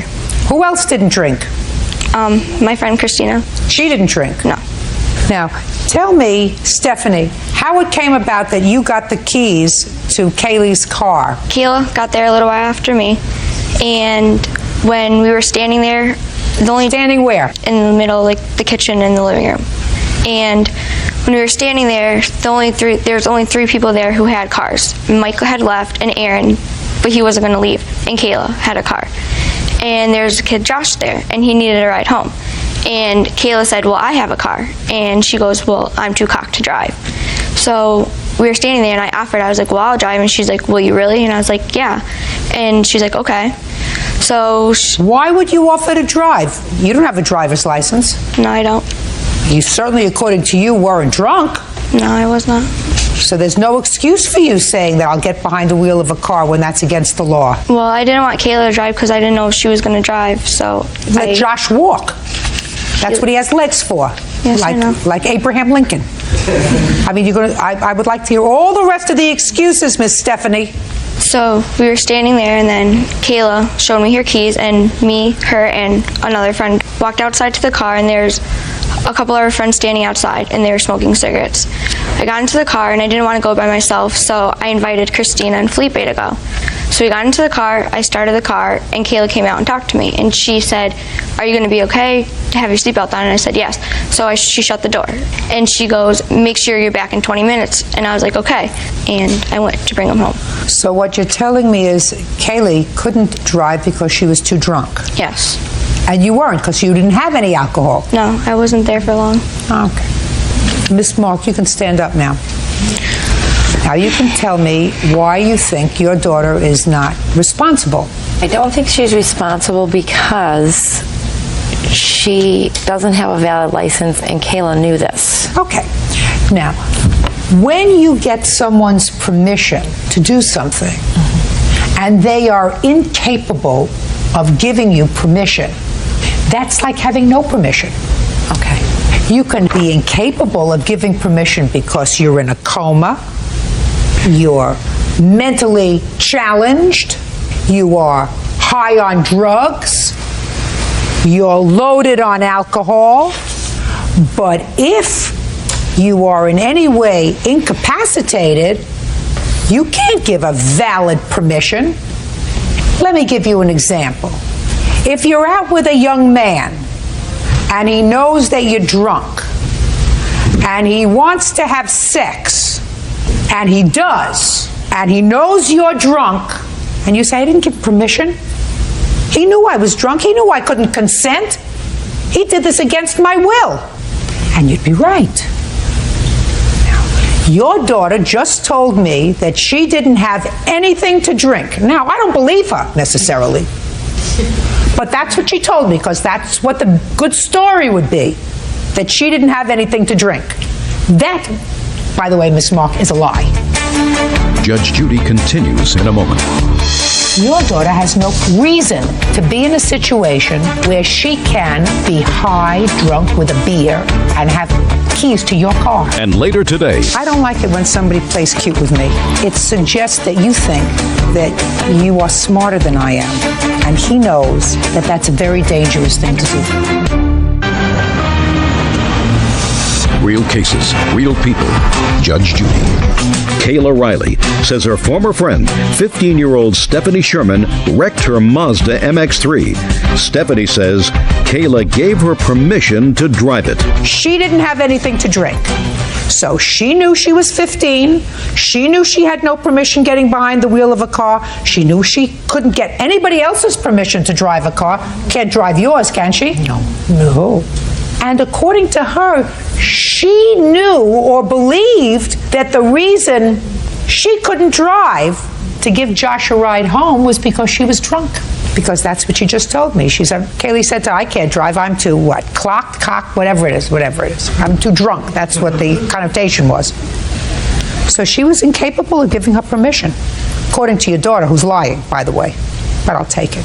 Now, your daughter has no reason at 17 to be in a situation where she can be high, drunk with a beer, and have keys to your car. I understand that. So what do you think, Miss Riley, is reasonable with regard to the damage to your car? The deductible and the difference I paid for the car. What was the damage to your car? They totaled it. And so what is your out-of-pocket expense? How much did you pay for the car, and how much did you get from insurance? Okay, I paid for the car $24.75 in May. What I received from the insurance company was $1741.75. That leaves a difference of $734. Now, did you buy this car for your daughter, or was it your car? No, I bought it for her. You bought it for her? Yes. Does she now have another car? No. That's good. She doesn't need one. 734 divided by 2. 50% for you, 50% for you. Equals $367. You think you're 50% responsible, or your daughter is, for the damage to the car? We both are. Yes. Good. Judging for the plaintiff in the amount of $367. That's all. Parties are excused. You may step out. The kid that I was bringing home just went to go grab the steering wheel, and I got nervous, so I turned and I hit the curb. I just should never let anybody else drive my car. At least she knows better than to get behind the wheel of a car when she's drinking. I got burns on my face and down my neck, and I got a black eye and like big fat lips. She could have been killed than everybody else in that car. There was no responsibility. There was no adults. It was a mistake, and I paid for it. And now the next case. All parties in the matter of Lee versus Gann. Step forward, please. 20-year-old student Jonathan Lee is suing his former friend, 20-year-old student Christopher Gann, for killing his fish when he dumped soap in his freshwater aquarium. Christopher says it was an accident. Your first name is Jonathan? Yes, ma'am. And you're Christopher? Christopher. And you used to be roommates? Yes. How long were you roommates? About a year. You go to school? Yes, ma'am. What year are you in? I'm a third year, ma'am. I too am a third year. What do you want to be when you grow up? Computer science. You don't want to be a veterinarian, do you? No. Jonathan? Yes, ma'am. Christopher destroyed your fish tank. Yes, ma'am. And based upon those relics there, it was a big fish tank. Yes, ma'am. And he destroyed your fish tank with soapy water. Yes, ma'am. Killed all the fish. Yes, ma'am. He says it was the fish's fault. More or less, ma'am. They were in the wrong place in the apartment.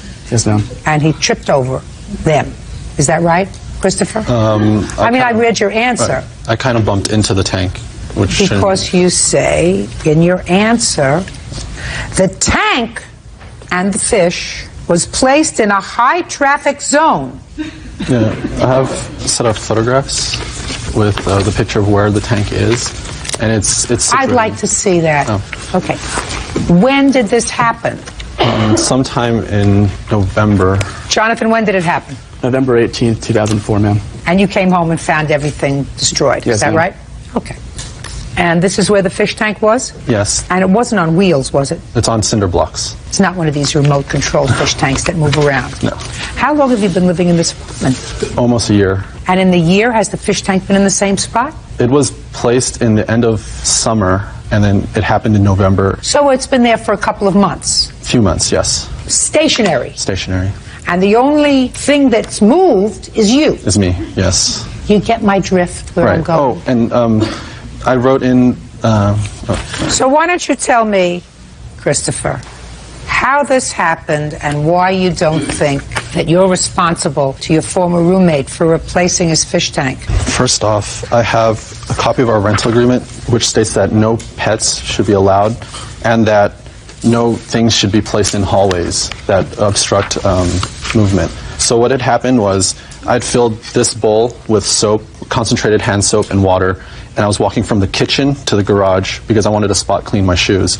So as I was walking with this bowl, I saw my roommate who crossed from downstairs into this pseudo hallway because it's the main walkway from room's entrance to the kitchen. So I took the bowl away to get it away from him, and then he made a sudden move to try to mess with me, and I kind of stepped back and I banged my elbow into the fish tank, dropping the bowl into the tank. And that's what happened. Do you have any witnesses who were there that day? Actually, no one witnessed it, so no one saw it. Well, the other roommate was there, according to him. He didn't tell me anything beyond that they were horsing around. That's it. Tell me what happened when you got home. When I got home, I came in from the garage, and basically saw him and another roommate removing bubbles from the tank. And I was kind of shocked, and I go, "What happened?" He said, "I spilled soap into your tank." "How'd you do it?" "I was horsing around." "Well, what are you doing?" "Well, I'm moving the bubbles." So I ran over there and tried to fish the fish out of the tank with a net and put them into fresh water, hoping that I could save their lives. They were kind of floundering around, but I mean, there was still some sort of life in them. How many fish did you have in the tank? I had citlets and plecos and a gourami, ma'am. I was trying to breed them. So you had 6 fish? I believe I had 7, 9, 10 fish and 2 snails, ma'am. And they all died? Yes, ma'am. Christopher, listen to me carefully, sir. Whose fault do you think it is that all these fish died? I think it's mutual, like, he shouldn't have had the tank there in the first place. The tank's been there for months, sir. When for the first time did you complain to him that the tank was there? I didn't want to complain to him. So you never complained to him? No. When for the first time did you complain to him that he was in violation of the lease because he had pets in the apartment? After he trying to come after me for $400. But not before? No. So that's a lot of baloney. What you're saying to me really is, it's my fault and I'm trying to find some reason to avoid responsibility. So far, I haven't heard it's my fault because I was horsing around with my roommate. It is my fault. Good. Judgment for the plaintiff for the amount of $330. Thank you. That's all. You may step out. I think it's completely ridiculous that he's allowed to get $330 for essentially $30 worth of fish. There are plenty of sites and experts that'll tell you that if you work with soap and fish, it doesn't mix. I immediately told him what had happened, and, he just looked confused and said, okay. I was just shocked. I mean, the fact that someone could have such disregard for life, it's a horrible thing. I don't even live there anymore. I just come in, get clothing, leave. The fish were basically floundering, and then they were dying. I actually do pay rent there still. Imagine not being able to breathe. That's what they were doing. We're not even friends anymore. Hey, he doesn't want to be friends. That's fine, too. All over dead fish. Homemaker Jeanette Troush is suing her neighbor, homemaker Maureen Barton, for verbal assault. Maureen is countersuing for attorney fees she incurred after Jeanette filed false charges. Order. All rise. Yeah, this is case number 162 on the calendar in the matter of Troush versus Barton. Parties have been sworn in. Judge, you may be seated. Folks, have seats. All right, you two ladies used to be friends, neighbors, now you're enemies.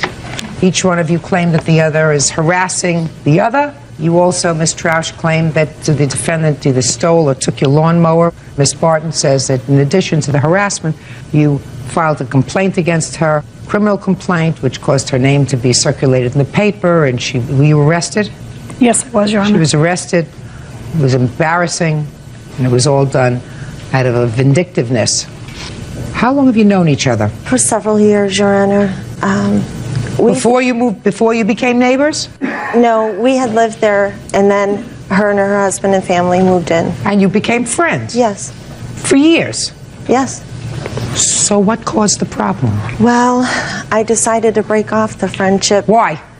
She had done numerous things in the past that morally I didn't agree with, and it just led up to a point where one day when I walked up to her door, I heard her and her live-in friend Rita talking about me behind my back, and I just thought that was the last straw.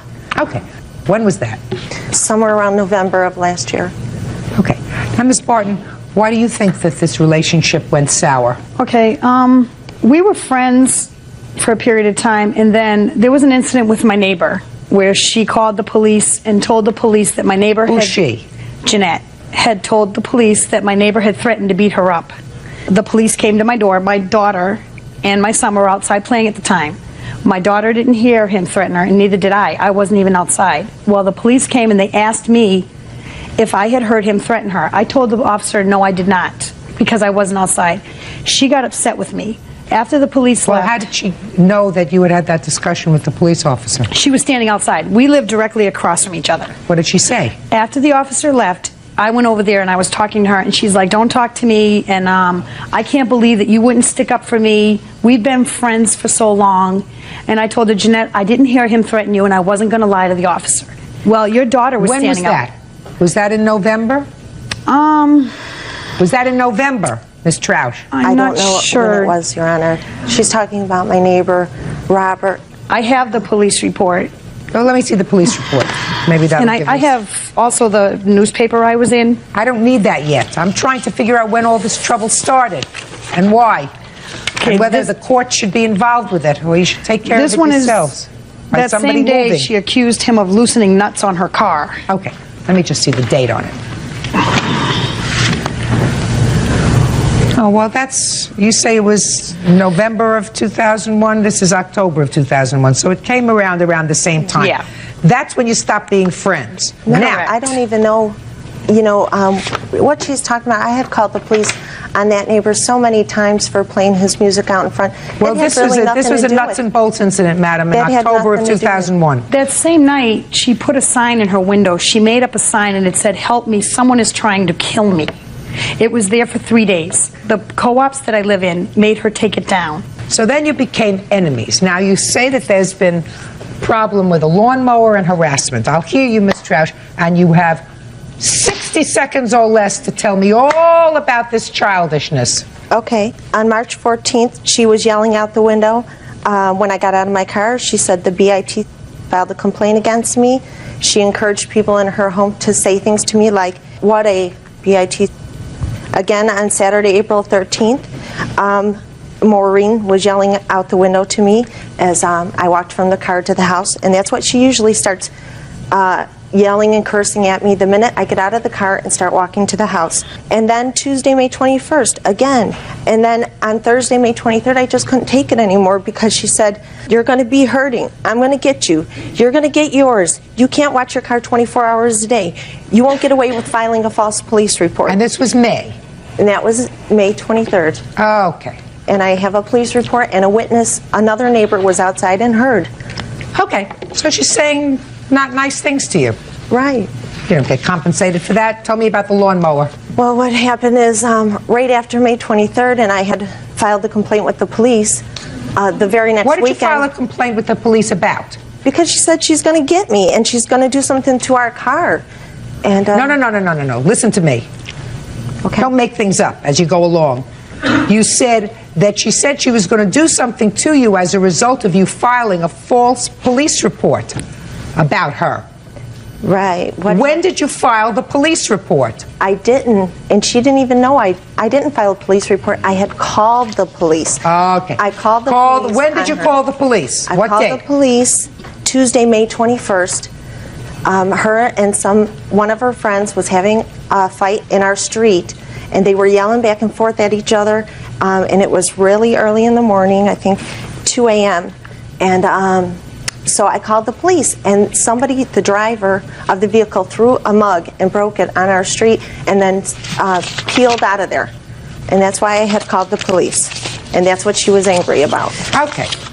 What report did you make to the police? Can I see the police report? Because she must have That is it. not true what she just said. This is what happened because the police came to my house.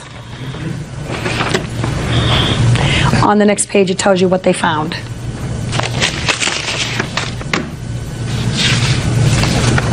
So you filed a police report. You made a complaint on the 21st of May. I want to hear about the lawnmower. Okay, after I had made the complaint on May 23rd, the very next week, our lawnmower was stolen. Yes? And I'm just saying, it seemed pretty coincidental. Okay. That's it? That's your side? Well, there's more, Your Honor. I mean, Maureen knows that I'm a cancer patient and that I have a lot of stress already dealing with my cancer, but yet she continually goes outside and verbally just yells at me. She shouts at the top of her lungs all these bad things to me. Here's a statement from my neighbor. I don't read statements from neighbors. And my husband was there, and he heard her, and he knows how many times he's come home, and I've told him how she does this to me. That's not nice. It doesn't come under the category of being actionable in court. She says not nice things to you. Courts don't get involved with that. And I certainly don't get involved with that. We had our lug nuts loosened 3 times. So you seem to have a lot of trouble with a lot of neighbors. No, we don't. Well, you had trouble with this neighbor. Judge Judy continues in a moment. I've lived in many neighborhoods and had a lot of neighbors. I have never called the police on a neighbor. Never. And later today, Why did you cause this damage to the apartment? It wasn't intentional damage. Yes, of course it was. Did somebody drug you? real cases, real people. Judge Judy. Jeanette Troush says neighbor Maureen Barton owes for a stolen lawnmower and for nonstop verbal assaults. Maureen says Jeanette had her falsely arrested. Now, you said that you called the police on this neighbor several times for loud music, Well, he's for a young touching your kid. car, for lug nuts. I mean, that's all in here. He's So a you young seem kid. to have problems with a lot of your neighbors. Only them two, and it's mostly Just a Maureen. minute. The neighbor that you initially called a police report in on, where the police asked her about the alleged threats, was that this 21-year-old boy or a different neighbor? It would have been Robert. Yeah. Not a different neighbor? No. Robert lives right next to Maureen. Okay. All right, Miss Barton, why don't you tell me about your counterclaim? Okay, June 21st, I was sitting on my porch, and I was with my daughter and my son. Jeanette was getting out of her car with her husband. They were walking, because she lives directly across from me. Okay, as they were walking to their car, I had coughed. Well, Jeanette turned around and she looked at me and she said, "Why don't you shut up?" And I told her, "No, why don't you shut up and leave me alone?"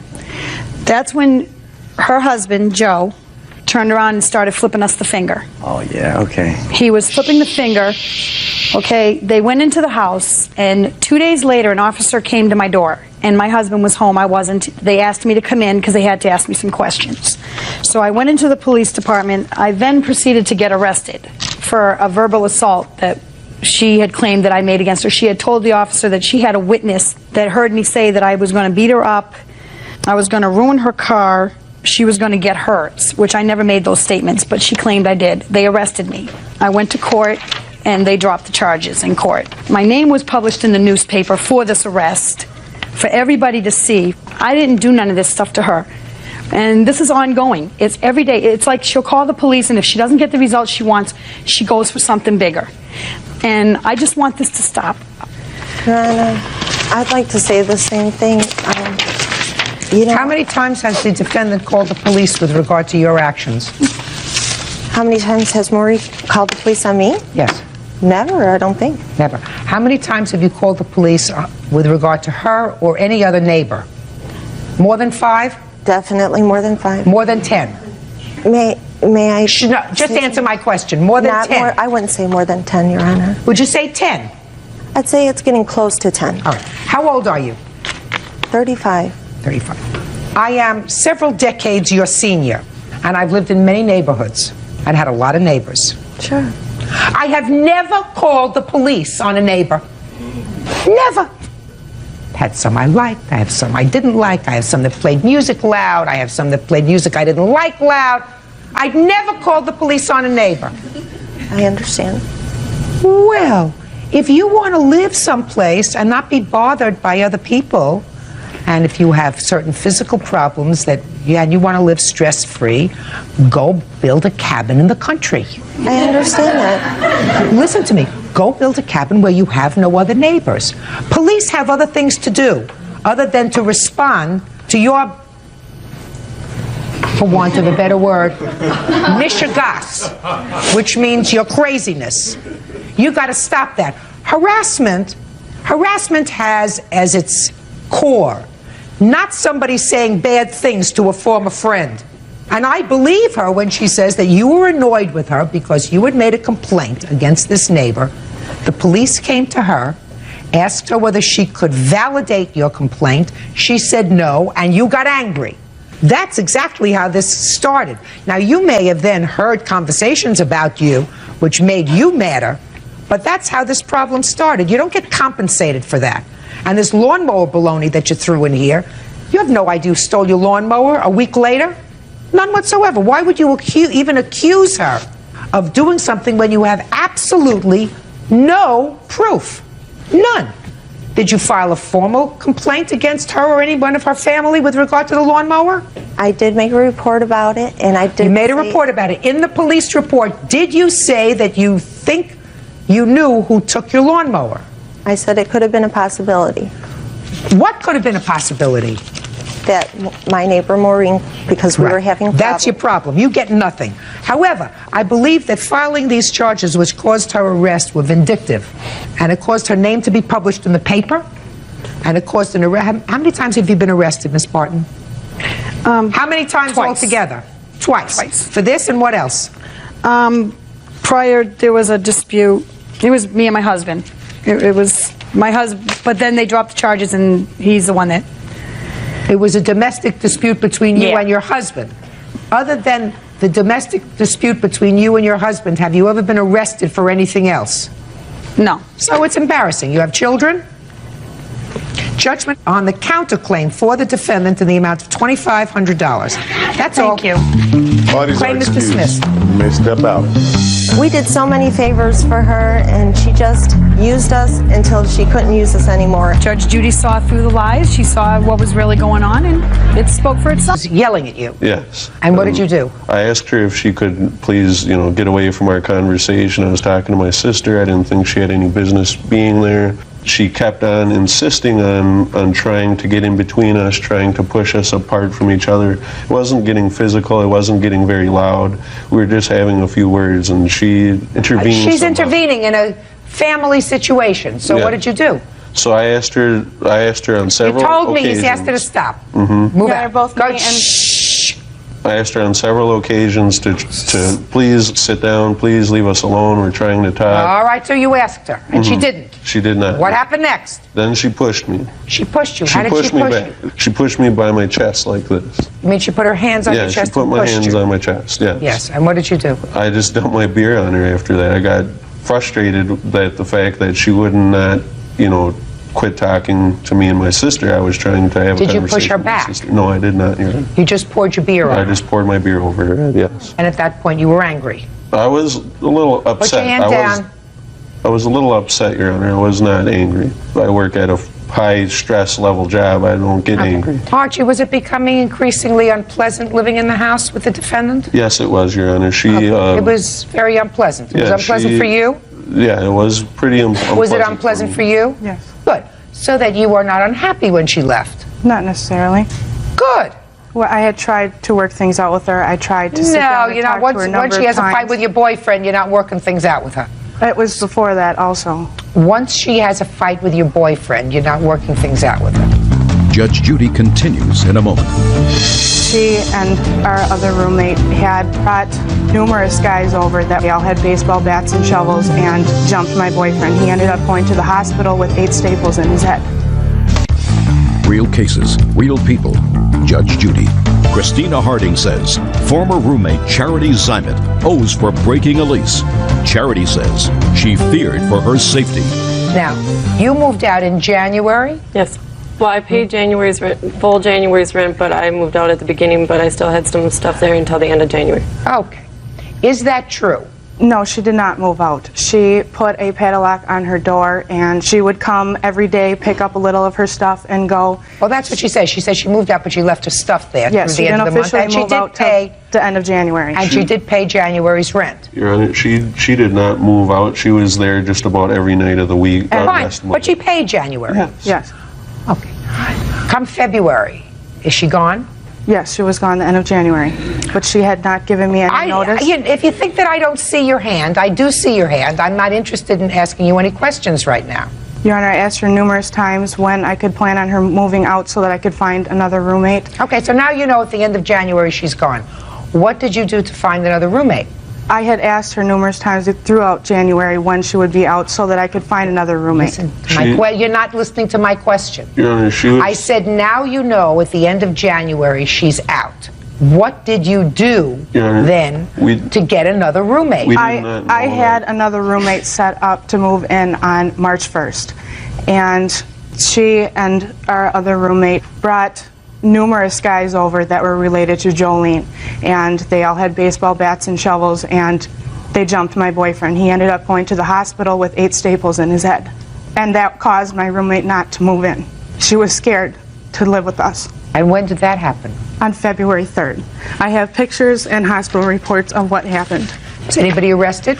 No, it's still pending It's a pending investigation. criminal investigation. So I could not get a police report. It's not been released yet. You're talking to a homicide investigator.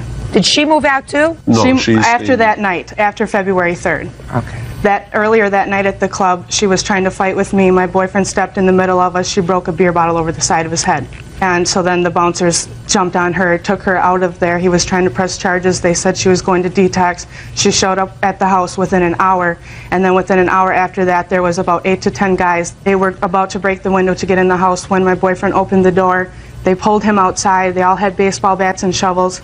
He was beaten pretty bad, as you can see in those pictures. His cousin and his sister also ran out there and were pretty beaten up too. What makes you think that the defendant had anything to do with this? Because I saw her driving away from there after the guy. She was sitting there on the street in her car when this was all going on. After the police were starting to come, she backed around the corner of the block. After she supposedly moved out of the house, Your Honor. You mean on February 3rd? Yeah. Yes. This young lady was with her in the car? She was in one of the cars. She had gone out the side entrance and she had gotten into a car somewhere else when all this had happened. She must have got in the car before that. When I saw Charity back down the street, she was in the car by herself. When was the lease up in the apartment? It's not up until August 31st. Who's living in the house now? Just the two of us. We have still yet to find a roommate. Where are you living now? I own a house. I had just moved out from my kids' father for a short period of time. Go back. You're living in a house that you own? Yep. When did you purchase the house? August of 2001. If you purchased the house in August of 2001, what were you living with them for? There was problems between me and my kids' father, so I decided to move out for a short time. So you're back in that house now? Yes. Who are you living there with? My children and my kids' father. Were you at the house? I'm not going to ask any questions about that. That's part of a pending criminal investigation, so I'm not going to ask any questions about where you were on February 3rd. Your Honor? What? I had an apartment with my boyfriend before. I decided to move in with her and another friend that was going to be getting a divorce from her husband, and she decided to stay with her husband. We were fine in the apartment we had. I decided I wanted to help her out because she wanted to get away from her kids' father. She was dating my boyfriend's friend at the time, and she wanted to get out of that house. She wasn't planning on going back there. Okay. She signed the lease till August 31st. Did you speak to the landlord before you moved out? Yes, I did. Quite a few times. He told me he would take me off the lease, and that's where I was renting from. I never received another lease. Were you in fact removed from the lease? Well, he kept saying he was... Not well. The answer is either you were removed from the lease or you were not. Yes, definitely. Show me. I don't have any proof. He lives in another state. Well, you have no proof, and it wasn't then. The only lease that I have is the one that you originally signed. Well, I spoke to him on the phone quite a few times, and he told me that he would take me off, that he did take me off. I don't listen to what you tell me that is hearsay. If you have a lease or a document from the landlord that indicates that you were removed from the lease and your obligations under the lease have been terminated, I will see that. You don't have that. Is that right? Correct. Okay. Now, what efforts did you make to try to find a new roommate to assume your responsibilities under the lease? It was not my responsibility to find a new roommate. No, whose was it? Bird's? Whose was it? Well, you have a lease. Correct. You have an obligation under the lease. Yes. Ordinarily, I would say that they have an obligation to mitigate their damages. Well, which she told I'm me... speaking. I want you to try to learn something today. Every day should be a learning experience. Real cases, real people. Judge Judy. Christina Harding says former roommate Charity Zyman owes for breaking an apartment lease.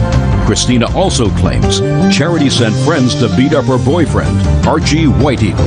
Listen to me. They have an obligation, if they know that you're moving out, to try to mitigate their damages by finding someone to assume the remainder of your lease. Unless I find that there is some evidence that you and your girlfriend over here have done something that would make it difficult for them to find a new roommate. You also have a responsibility, because if you sign a lease and if you move into a home with the understanding that neither of you could afford this on your own, but together you could afford to maintain a big house like this, then you have a responsibility not only to your landlord, but also to your co-tenant. So I'm asking you, you did not do anything to find another roommate? Well, she, at first we did agree about a 2-month notice of getting out. Now, I don't know why she's going for the whole lease. I think she's just upset that the person did not move in, which I do not know the person that was going to move in, but Jolene does. She said that she didn't want to move in the first place. She was just saying she was going to move in to be nice. And this is all what she told Jolene. She said she was never planning on moving in. Then find somebody. And I'm asking you, what efforts did you make to find somebody? And if your answer is simple, you made no effort to find anybody. Is that right? Correct. Good. Listen to me. It was not a pleasant situation living there in the house, clearly. Everybody made a mistake and everybody's got a bad temper. You had no right to pour beer over her head. Correct. None. And she had, as far as I'm concerned, I mean, if she was a reasonable parent, which I'm not so sure about, a lot of drinking going on there, even if her And children her children weren't were there home. every weekend. Are you trying to talk over me? No, I'm sorry. Good. So I think it's probably a very good idea that she left. Now, are you current in your rent? Yes. How are you managing it? It's really hard. Do you I work? have tried to start daycare and I haven't gotten very many children because of the pending investigation, and my boyfriend has been picking up just about most of the rent. What kind of work do you do? In security. Okay, so you've been paying the rent. Yeah. Now, when you moved into the house, did you put down security? Yes. How much? I put down 1,000, Charity put down 600, and I have lost that now. Why? The landlord said since she moved out, she forfeited her part of it, and... Oh, no. Don't give me baloney. Security deposit is for any damage that's done. So you don't forfeit that until you move out. That's just what the landlord said, and I'm going and you to only fight that if I do forfeit move that out. if you move out and there's damage to the property. Is there damage to the property? Yes, I have pictures of how she left her room also. Holes in the walls and trash all over. Well, trash it and clean up. Yes. Holes in the walls is different. Well, we had to pay for that trash to get hauled away also, Your Honor, out of our own pocket. Arch, is there anything physically wrong with you? No. You had to pay somebody to sweep up? No, I said we had to physically pay to remove all of her trash that she left When there. you say physically pay, what does that mean, We had to pay Archie? the trash. We had to pay the trash bill to have all of that stuff hauled away. No, that's not a big deal. We're not looking at a big deal here.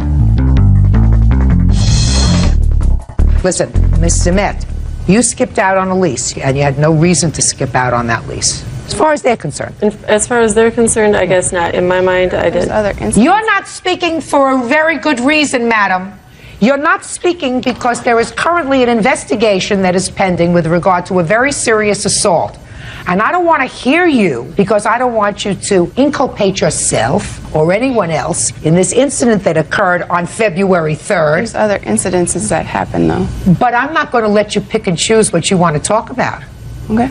Perfect. Now we understand each other? Good. She has a $600 security deposit. I suggest you putty up the walls so that you don't lose that part of the security deposit.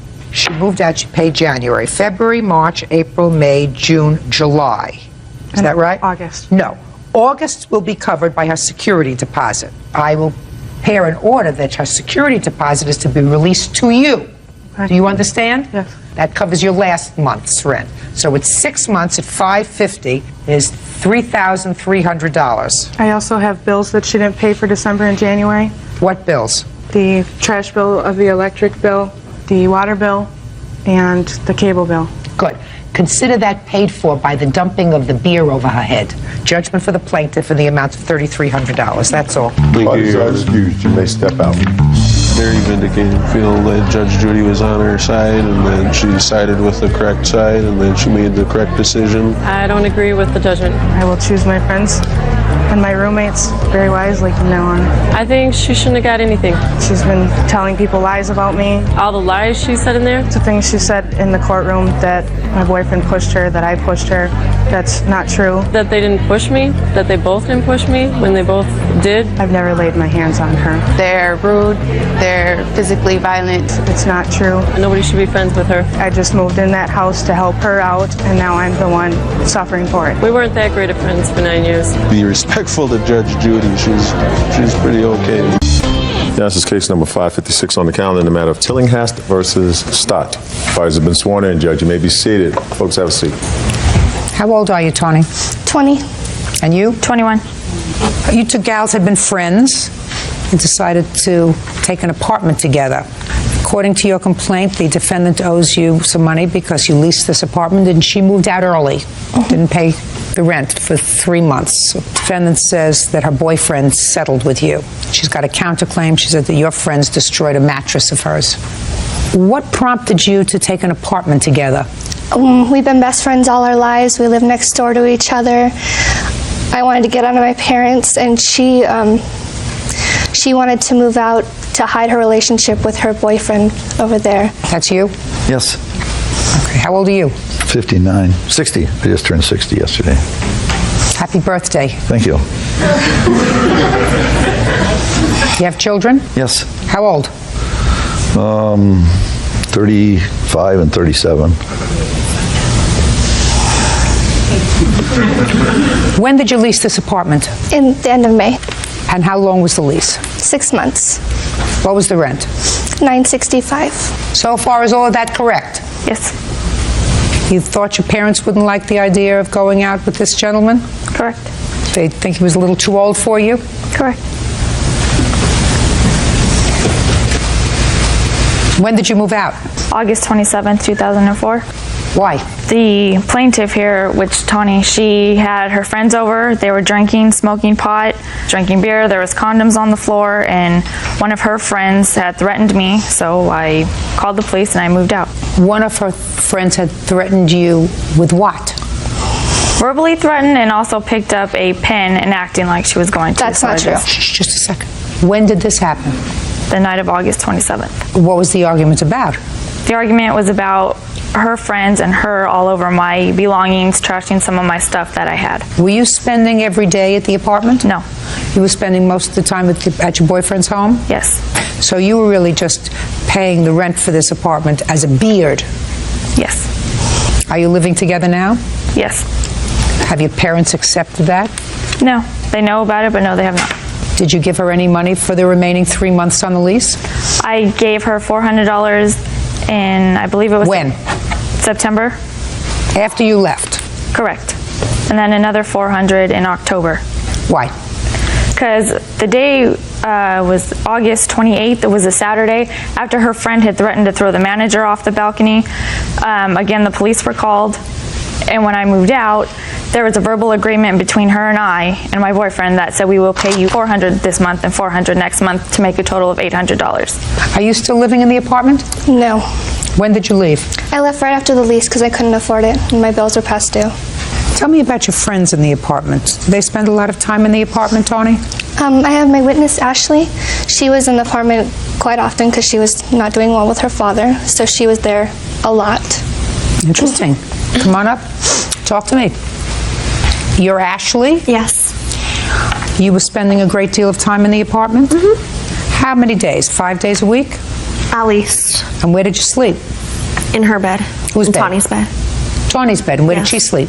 She slept in her bed also. Did you pay rent? No. After the defendant moved out, did you continue to go there 5 days a week? No. Why not? I was looking for a job over at my dad's house.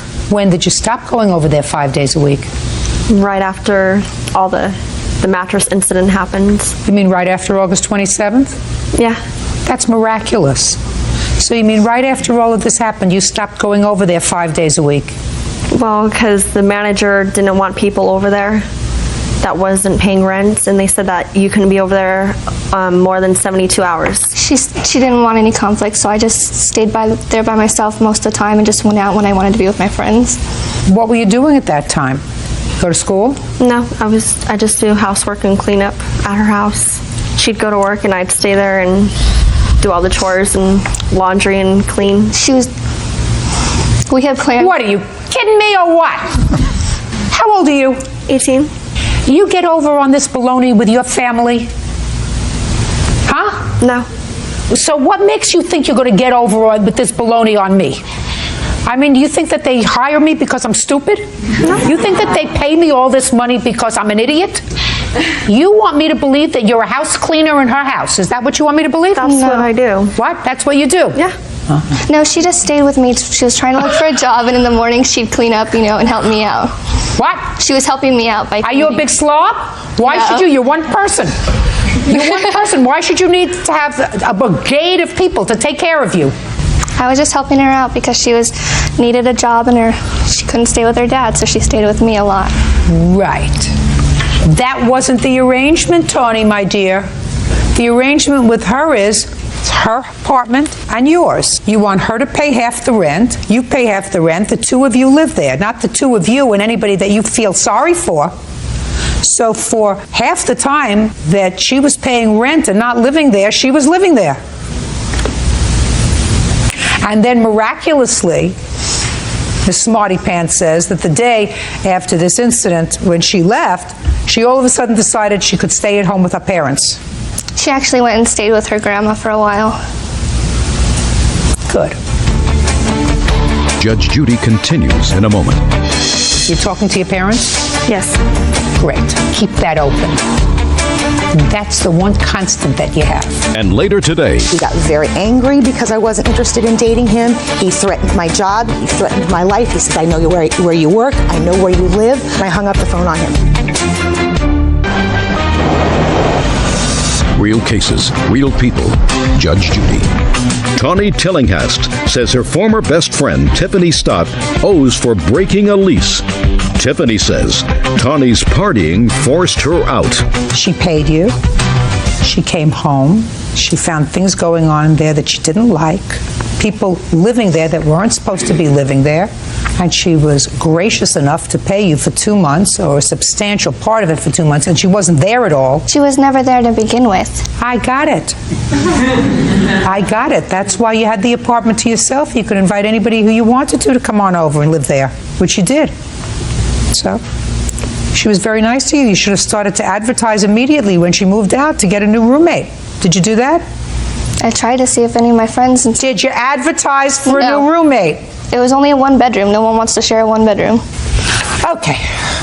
Now, are you pursuing your counterclaim for the ruined mattress? I don't need to. Once she brought this upon me, I figured I might as well bring something upon her. Well, by bringing it upon her, you're also visiting it upon Bird and me. You don't want to do that, do you? No. Perfect. What do you do? I'm an office manager. You're talking to your parents? Yes. Great. Keep that open. That's the one constant that you have. Okay? Okay. Good. You withdrawing your claim for the mattress? Yes. Perfect. And your case is dismissed. That's all. Parties are excused. You may step out. This girl is my best friend since I've known her forever. She let some 60-year-old man change her into someone she was not. I remember telling Tiffany, I said, watch it because Tawny is kind of wild. Pot, smoking. I did party. What can you say? I'm like a regular 20-year-old. I'm not like a 20-year-old dating a 60-year-old man. She was arrested at Mervyn's for paying for stealing merchandise, and she was ordered to pay. She used to be sweet. Now she calls me and yells and harasses me on the phone with him whispering in the background, telling her what to say, you know. Tawny said she had changed. That's fine. But obviously she hadn't changed. This is case number 557 on the calendar, the matter of Lake versus Bostwick. Parties have been sworn in, Judge. You may be seated. Sir, have a seat, please. Miss Lake, you own horses. Yes, sir. And according to your complaint, you sold the defendant one of your horses. Yes, ma'am. The agreement was that the horse would remain on your property until the horse was paid for, and in addition to the payments that were to be made on a monthly basis, she was also to pay you for boarding the horse. That's correct. When was the horse purchased? In April 2001. And what was the total purchase price of the horse? Purchase price was, if she were to have a foal, a baby, $3,500. If she was not in foal, $3,000. And she was in foals? Yes, ma'am. And she did have a foal? Yes, ma'am. When? The foal was born, I believe, May the 10th or something like that. So the total purchase price was $3,500. Yes, and then, unfortunately, the horse was struck by lightning and killed, along with the foal, while on your property. Along with 2 of mine.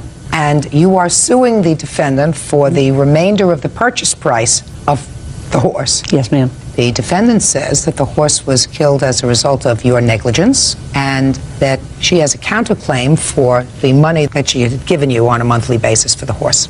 Okay. How many horses do you maintain on your property? Anywhere from 35 to 50. Tell me about, was it the evening that the horses... It was late afternoon. In Florida, we have very bad storms. It happened around 5 o'clock on a Saturday evening. When they didn't come in to eat, along with the rest of them, I went in the house, looked out my bedroom window because the barn was fairly close, and found 4 of the horses dead. Well, I was just in a state of shock. Where? They were in a pasture where they had been, where I've used for years. They had gone under the shed, I guess, to get away from the storm. Okay, so you heard this storm coming. Oh, lightning struck, it rattled the house. I mean, it was just so strong. It hit so close. Is there any reason why you didn't go out and try to gather these horses up No, when you ma'am. saw the storm starting to come up? We can't do that. We can't. People don't do that. We have horses and cattle, and they're out all the time. And you can't go out when there's a storm. You know, we have storms in Florida all the time. Has this ever happened to any of your other horses before? Yes, we've had horses killed by lightning before. How many? Well, maybe over the 40 years that I've been in business, maybe 3 or 4, something like that. So you knew that this could happen in a lightning storm? Yeah. Okay. I'd like to see the contract that the two of you entered into.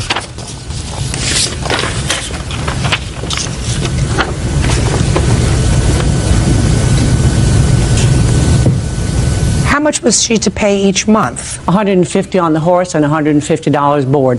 This is standard procedure when you sell a horse on time, to keep them until they're paid for and keep their papers until they're paid for.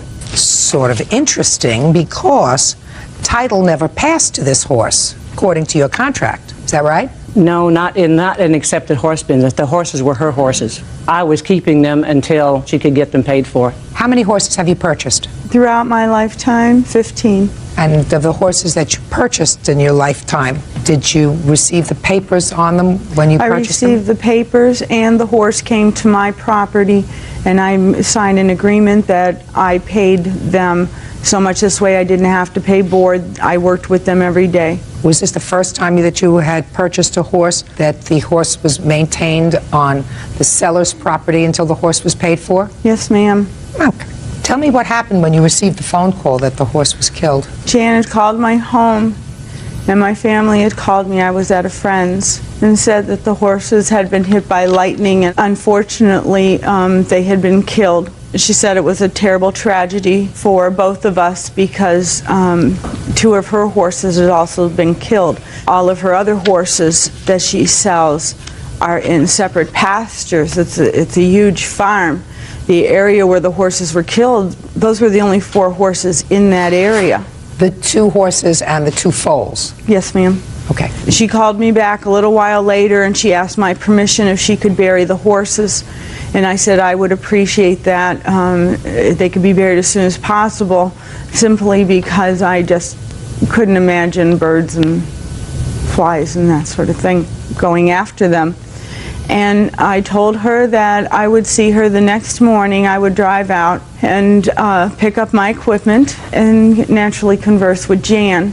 I went out Sunday morning. My friends didn't think I could drive, and she had to work, so she had asked her brother to please take me up. And Jan showed me where the horses had been killed. Their imprints were still in the sand. And I said, nothing against you, but I need to see where they're buried. And she goes, I don't think that will accomplish anything. And I said, oh, it's not against you, it's nothing for you. This is for closure for me. I had a beautiful mare that just turned 4 years old, and I have a 12-week-old stud, and they're my babies, and this is just closure for me. And she said, well, I don't know where Jaime, that's the foreman of the ranch, she goes, I don't know where Jaime buried them. And I said, that's okay, I'll look, you don't have to take the time. But she goes, I think they're way out at the back of the farm.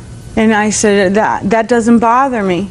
I said, if I have to, I'll walk 6 miles to see them. I drove 200 and some miles every weekend to see them. I'll walk the 6 miles to see where they're at. So finally, she agreed, and she took myself and Mr. Steinberg up to the back of the farm, and she was true, it was a long way out there. But when we got there, they weren't buried. The 2 mares were sitting under these trees, and they were all bloated, and the flies, and there was tall grass, and I said, where's the baby? And she said, she didn't say anything at first, and so I asked her again, I said, where's the baby? And she said, the babies aren't here. And I said, Jan, where are the babies? And she said, well, the man came and got them last night. And I said, what man? And she said, the man with the truck. I said, what man with the truck? She said, the man from the wild animal rescue. And I said, I don't know what you're saying to me. And she said, Well, he had to come last night and pick them up, or the meat wouldn't be viable. And I said, what do you mean the meat wouldn't be viable? And she said, well, thank you. She said, well, you know, Tony, she goes, dead is dead. She goes, at least something good came out of it. And she said they would have cut up the mare too, but even if they had cut up the mare, it wouldn't have fit in the back of the truck. And that's where they had left the mares. Janet Lake says fellow horse lover Tony Bostwick owes for the unpaid balance on a horse. Tony says Janet's negligence caused the horse and her foal to be killed by lightning. So I assume, Miss Lake, that the foals were either sold or given as meat to an animal rescue by you. Yes, ma'am. These people down the road have an animal sanctuary. It's not a circus or any way they do anything. They take care of abandoned, abused, endangered species. And this is how people, when animals are killed, this is how they dispose of them. Normally, because it goes on as part of the food chain, and I realize it's a sad thing to do. Had you discussed that with the defendant? Yes, ma'am. Yes, You ma'am. discussed that with the defendant Yes, I said that I was going to take care of them and try to dispose of the animals. No. Take care of them and try to dispose of the animals doesn't say that you're going to try to turn them over to I believe that I told her that I was going to try and have them picked up by the wild animal. Not the man with the truck. He has a small pickup. Did she ever tell you that? She said Miss Bostwick? No, ma'am. I wouldn't think that she would do that, because if you had told her that, she would not have made the trip a couple of 100 miles to come out to see where the horses were buried. And that is further evidenced by the fact that she insisted on seeing where the horses were, because she insisted that she would take her out to show her where the horses were. Yes, ma'am, we so did. I don't think that you had a conversation with her about disposing of either the horse or the foal the way you ultimately did. And I'm not suggesting to you that if they were your horses, you didn't have a right to do that. But if you claimed that they're her horses, then you needed her permission to dispose of them. Judge Judy, I've been in horses a long time. There are certain things that you should or should not do. And I realize that when a person has one horse, they're very upset. I tried to handle this in a nice manner. I kept them because they wanted me. She and her girlfriend, who was her witness's sister, came and bought the horses. They wanted to keep them there. They said how much they enjoyed their being there and boarding them there, and this was okay with me. And I No, said, you say in your complaint, the mare was to remain on my property until she was paid for. Yes, ma'am, but that was agreeable with her. Whether it was agreeable or not, that was your condition. Yes, ma'am. So let me try to think of something within, more common knowledge, and I'm certainly not equating this animal with an inanimate object, but I've never purchased a horse before, so let's think of something.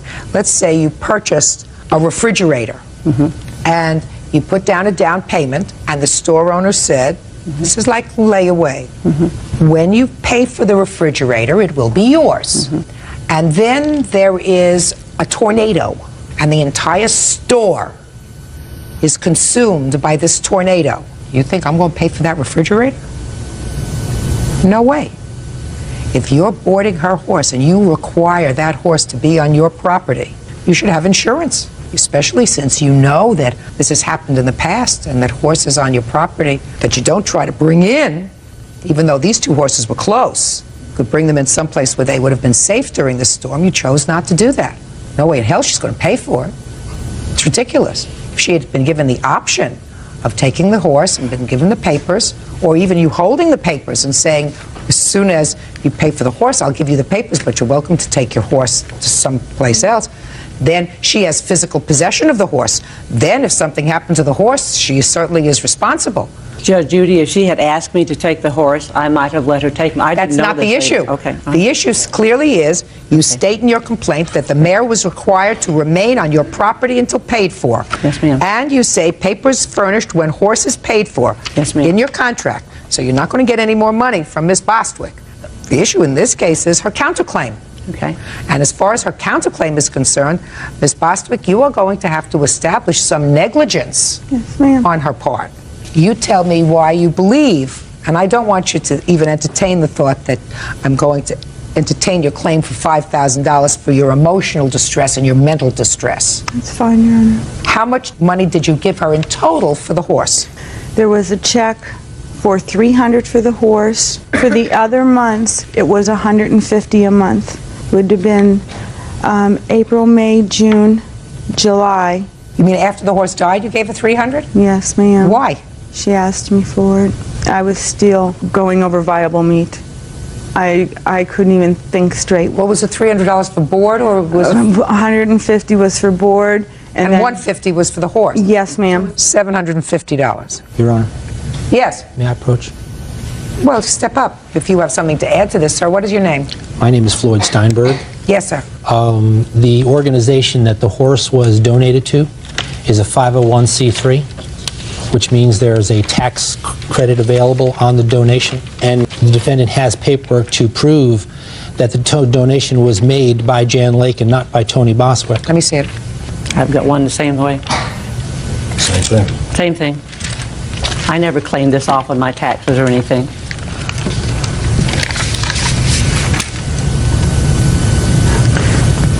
Oh, that's very interesting. Yes, it is. This is a letter that indicates that on August 19th, you donated the 2 animals to the Horseshoe Creek Wildlife Foundation for food for exotic big cats at our facility. Horseshoe Creek is a 501c3 non-for-profit foundation. No compensation was made to Jan for the horses. Yes, ma'am. That's not what the issue is. The issue is that you treated these animals as your own by making the donation. Precisely. If one of them was her animal, you had absolutely no right to treat it in any way as your own, which you did. Judge Judy, she didn't ask me to do anything. She was so upset when I called her. I was so upset from losing the horses. This is just what I would normally do. You treated them as your own. Yes, ma'am. Miss Lake, you took custody of the dead animal and treated it as it was your animal and did with it what you wanted to do. She did not say not to do that. You didn't give her that option. Yes, you just ma'am, thought that this I was did. the wise thing to do as an animal person. You know, the animal is dead and it can go back into the food chain. Well, that may be fine, but bottom line is you treated the animal as your property. Okay, the issue is whether she's entitled to any money back. And what I've indicated to you, Ms. Bostwick, is I want you to tell me why you believe that there was some sort of negligence on her part with regard to the care of this horse. I have 2 sets of pictures, Your Honor. There were 2 barns on Mrs. Lake's property that were not used, that she could have housed my stud and my mare in. Instead, she had them in a pasture filled with trees, a one-sided lean-to, a large metal tub filled with water, and a metal hay rack. And the roof was metal. That's where she had them. She could have put them in a secure barn that was sought shelter? That's where they sought shelter, in that pasture. Is that where they were killed? That's Under where they the were lean-to? killed. Let me see. And I have pictures of 2 barns. This is the lean-to. I have pictures of the 2 barns where she could have housed those horses at any time. You told me that the horses sought shelter under an enclosure. Is this where the horses sought shelter? That's what you told me, Miss Lake. Is that where they were killed? Yes, ma'am. Yes. Why didn't you bring them in when you saw the storm coming? Just these 4 horses. I can't go out and get 45 head of horses. I didn't say 45 head. I said her horse, for which she had paid you board, and she was paying this horse off to you. So you have a responsibility with regard to her. Why didn't you go and leave your horse outside, but go and take her horse inside Judge in a Judy, barn? I'm not going to risk my life to go out and get a horse, and this is not something that's done. People in Florida do not run out when there's a storm cloud and get their horses in. I'm not negligent, and I can't stop an act of God. I'm not faulting you, madam, if these were your animals, but you claim that they were hers. If that's the case, then what you have to do is put in your contract clearly that it is possible, since it's happened to you before, that you have severe storms in Florida, that the horses are outside, that it is possible that they could be struck by lightning, that the person who leaves their horse with you assumes that risk so that they are on notice that that could happen? I mean, if this is your business and that's what you're supposed to do, so that the people who are leaving their property with you understand the parameters of their risk. Yes, ma'am. You have to do that. That was my fault that I did not do that. Normally, for example, I have a breeding contract, and I said here where we're not responsible for accident or injury. Tony didn't sign that, but I mean... Well, but no, it's important for me to see that this is available. I understand. And I like this. Fine. Listen to me. She has to have the option of this disclaimer and to say, I'm not accepting the terms of the contract. This clearly says that you and Ernest, your husband, doing business as Triangle Ranch are not responsible for accident or injury or disease of any kind, while the above-mentioned mayor and if in full nursing are in the care, custody, control, or otherwise left to Triangle Ranch. So you give a disclaimer. But you didn't in her contract. I didn't on a contract. Well, that's too bad. Then you have to give her back her money. Judgment on the counterclaim for the amount that you paid for the horse, the amount of $750. That's all. Thank you. Parties are excused. And now the next case. All parties in the matter of Parker Cruz versus Bumper. Step forward, please. 20-year-old student Brittany Parker and her friend, 19-year-old student Nil Marie Cruz, are suing boxing coach Jada Bumpus for a refund of the money they paid for boxing lessons. All right, you two ladies go to college, is that right? Yes. And you decided to sign up for some boxing lessons for exercise with the defendant. One of you paid in full $150. Which one was that? And you are? Brittany Parker. And Miss Cruz, you didn't pay the $150, you paid $100. Yes. And you told Mr. Bumpers that you would be giving them the other $50 when you came back. Each of you took one lesson, and then you decided not to continue for whatever reason, and you want your money back. Yes. The defendant says, no way. Aside from everything else, you stood him up for about 4 classes. Is that right? Yes, ma'am. Okay. When was your first boxing lesson? November 7th. It was a Wednesday. Do you have a contract with the defendant? We didn't sign any contract, but we had receipts. Was there any conversation about the 10 lessons? How many lessons you were supposed to take within a certain period of time? We figured that we'd do it every Wednesday and Friday at 4 o'clock. And you were supposed to be there on Friday? Yes. Did you go? No, I called them at 7 that morning because I had a family emergency that sprung up on Thursday, so I had to be home. What kind of an emergency? Well, not well. What kind of an emergency, Ms. Parker? My family was going through a divorce. Well, my parents were going through a divorce at the time, and I had to attend to my mother's needs. The following Wednesday, did you show up at 4 o'clock? Yes, we both did. Did you take a lesson? No. Why not? Because he wasn't there. Why weren't you there, Mr. Bumpus? Because the class was scheduled for 3:30 to 4:30 was the agreement. It's 4 o'clock is very conveniently, they've come up with this time. It was scheduled from 3:30 to 4:30, and we agreed that it'd be twice a week. Because I gave them a big discount, I usually charge $250 for 10 private 1.5-hour sessions. To college students, I charge $185 because they're college students. When Brittany Parker called me, it was 7 weeks after September 11th attack. Business was slow. I said, I'll give you a $25 discount if you sign up right away for $160. She said, well, I got a friend that wants to sign up. Well, what if the 2 of us sign up? So I said, well, you bring me $300 and the 2 of you can sign up. Does that sound right? All but the time. I'm not sure if it was at 3:30 or 4. So you're not sure? Well, it's been a while. This was back in November. Well, if you're not sure, then he knows, and it was at 3:30. Whatever time it was, if it was 3:30 that we were supposed to meet him, that's what time we were there. You don't know that at all. So did you call him when he wasn't there? Yeah, I called him right away when we were standing at the gym waiting for him. Did you reach him? Nope. Voice left a message on his answering machine. When did you next contact Mr. Bumpus? I finally checked my my email that day or night, and I found the emails that he sent me over the weekend after the Friday class that we missed. Well, can I see those emails? Yeah, I have them all here. The first one is the introduction to his program. No, it's about 3 pages long. Mr. Bumpus, I'd like you to take a look at this email, please, and tell me if you recall sending it. Okay.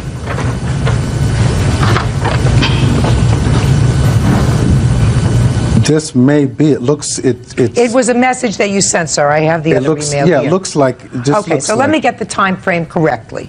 Give me that back, please. Time frame is they come in and they start and they take one boxing lesson on Wednesday, November 7th. They were supposed to come back on the 9th for another lesson and didn't show up. Right. Right? You didn't show up. Now, he's entitled to be paid for the 9th when you didn't show up. He was waiting there for you. He says he didn't get the message. You didn't reach him. You may have called him in the morning, but you didn't reach him. Is that right? No. No. But then, come Wednesday, he says you're supposed to be there at 3:30, and he indicates that in the email. He'd like to see you between 3 and 3:30. But on Tuesday, sir, the day before, Tuesday, you've already sent this rather nasty email. Can I explain it? Well, you sent them. Can I You explain sure why? can, but let me tell you Okay, what go you ahead. said. You said in the email, the price of my classes is $185. You bargained me down on the premise that you would each give me $150. Then Nell Marie showed up with only $100, promising to bring the rest on Friday. Without an utterance from her, you called at the last minute and claimed that the two of you would be seeing me the following lesson tomorrow, Wednesday. And then you write in block letters, wrong. I can't and won't do business like that. Neither of you have shown an ounce of integrity in my dealings with you. Unless you can assure me that you'll give me $10 and Nell Marie $60, the original charge of $160, then I won't give you classes until you meet your obligation, period. So you changed the contract from $150 to $160 in here. I expect to hear from you by tomorrow morning. Otherwise, don't expect to see me. That's a pretty nasty email from a businessman. Go ahead.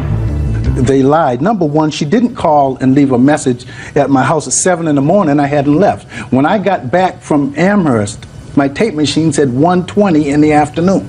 I just said to you, sir, she has to pay for that lesson. No, but I'm just saying. Now listen this- to me. Okay. They have to pay for that lesson. Okay. They stood you up. If you say you made the trip, they're going to pay for that lesson. But that doesn't explain this kind of email. The anger is now she had the family emergency as she presented, but it was Nomari who didn't have my money. She was going home because it was like Veterans Day weekend. Now the story has changed that she had family problems. I don't And even know if she had Nomari- family problems. That's what got me so upset, because it was a game, because we had gone over a 2-week period for them, finally getting them to meet me. I don't have time for games.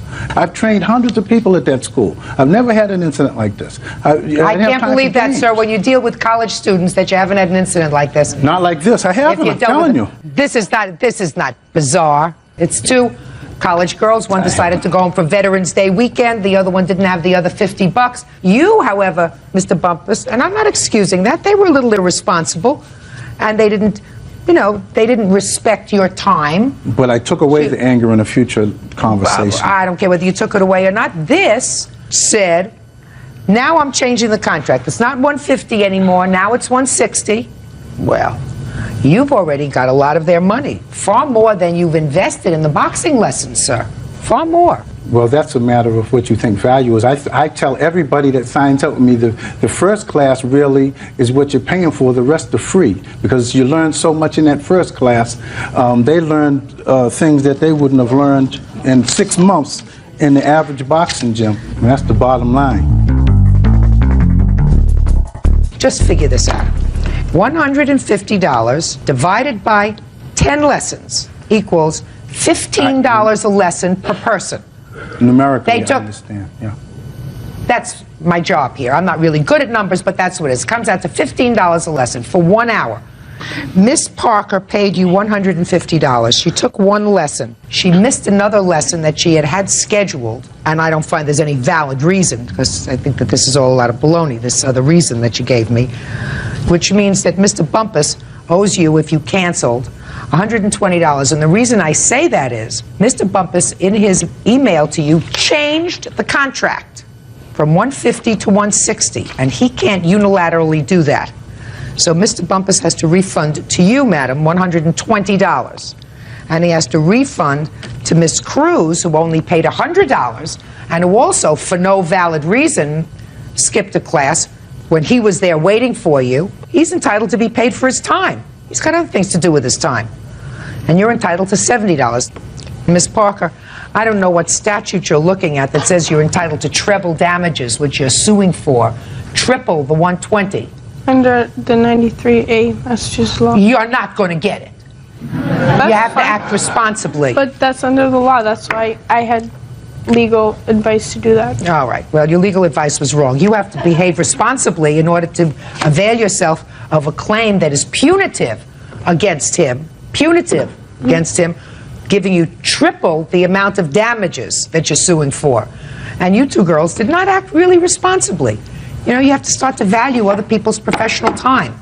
And his time is his money. So you have to act responsibly. You are entitled, however, to a refund in the lessons that you didn't take because Mr. Bumpus changed the terms of the contract. That's all.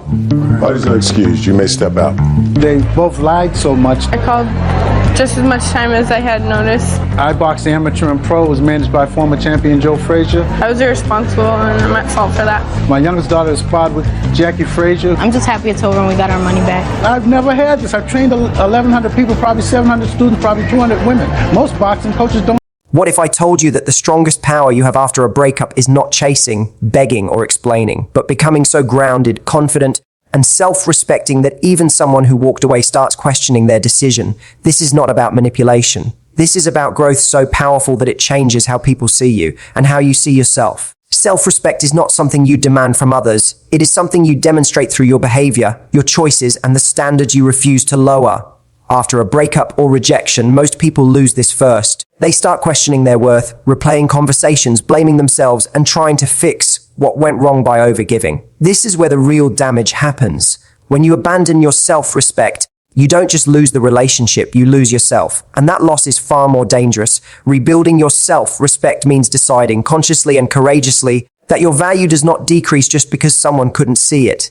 In real life, especially for students, this moment feels similar to failing an important exam or being rejected from a university you dreamed of. At first, it feels personal. You feel small, embarrassed, and invisible. But the students who succeed later are not the ones who panic or beg for sympathy. They are the ones who pause, reflect, and say, "I will not let this define me." The same rule applies here. When you stop chasing validation and start rebuilding your inner foundation, something powerful shifts. Your posture changes, your tone changes, your energy changes. And people notice energy before they notice words. Self-respect starts with boundaries. Boundaries are not walls, they are rules that protect your peace. It means you stop replying instantly just to prove you still care. It means you don't stalk their social media to measure your worth against someone else. It means you don't accept disrespect disguised as confusion.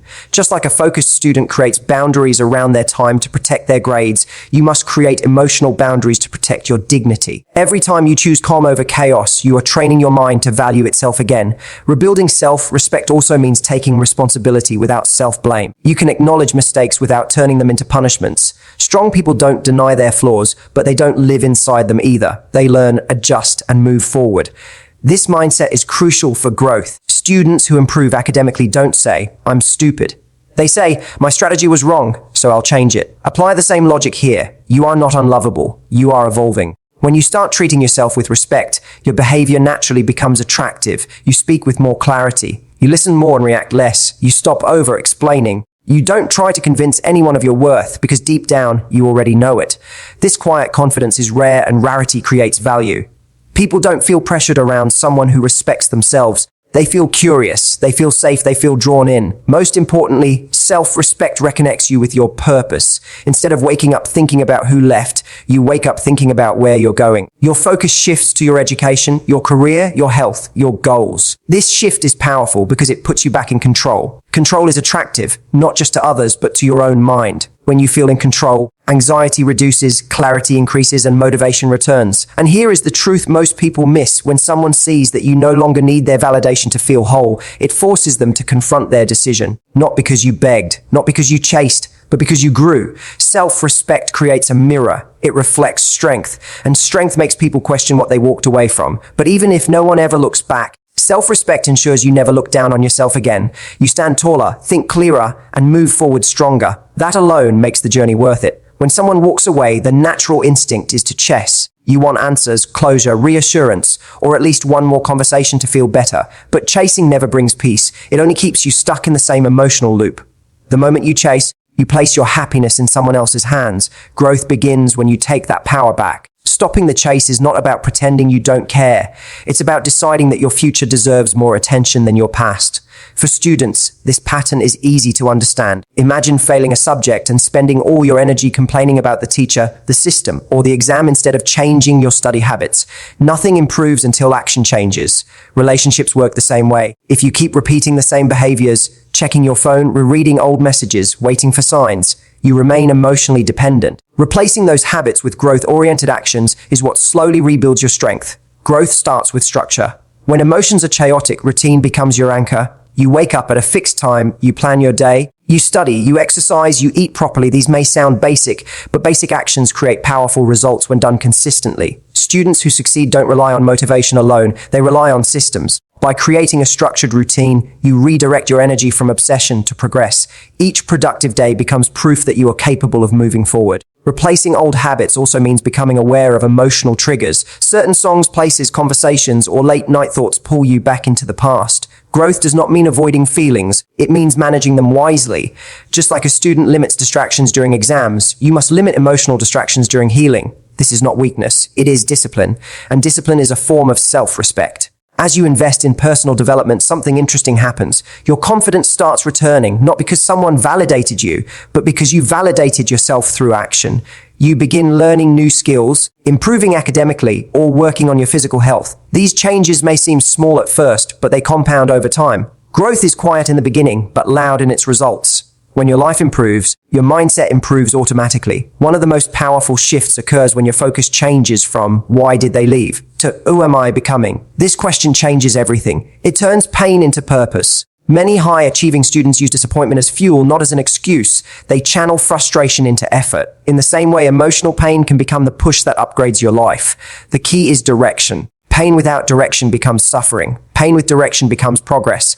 When you stop chasing and start growing, your energy changes. You become less reactive and more intentional. You stop seeking attention and start attracting respect. People are naturally drawn to individuals who are focused on building something meaningful. Whether in academics, careers, or personal life, growth creates gravity. Others feel it even when you say nothing. Most importantly, replacing old habits with growth teaches you independence. You realize you can survive discomfort, loneliness, and uncertainty. This realization is empowering. Students who learn to study alone fail alone, and rise alone develop mental strength that lasts a lifetime. Emotional independence works the same way. You no longer need constant reassurance to feel okay. And here's the deeper truth: growth changes the dynamic completely.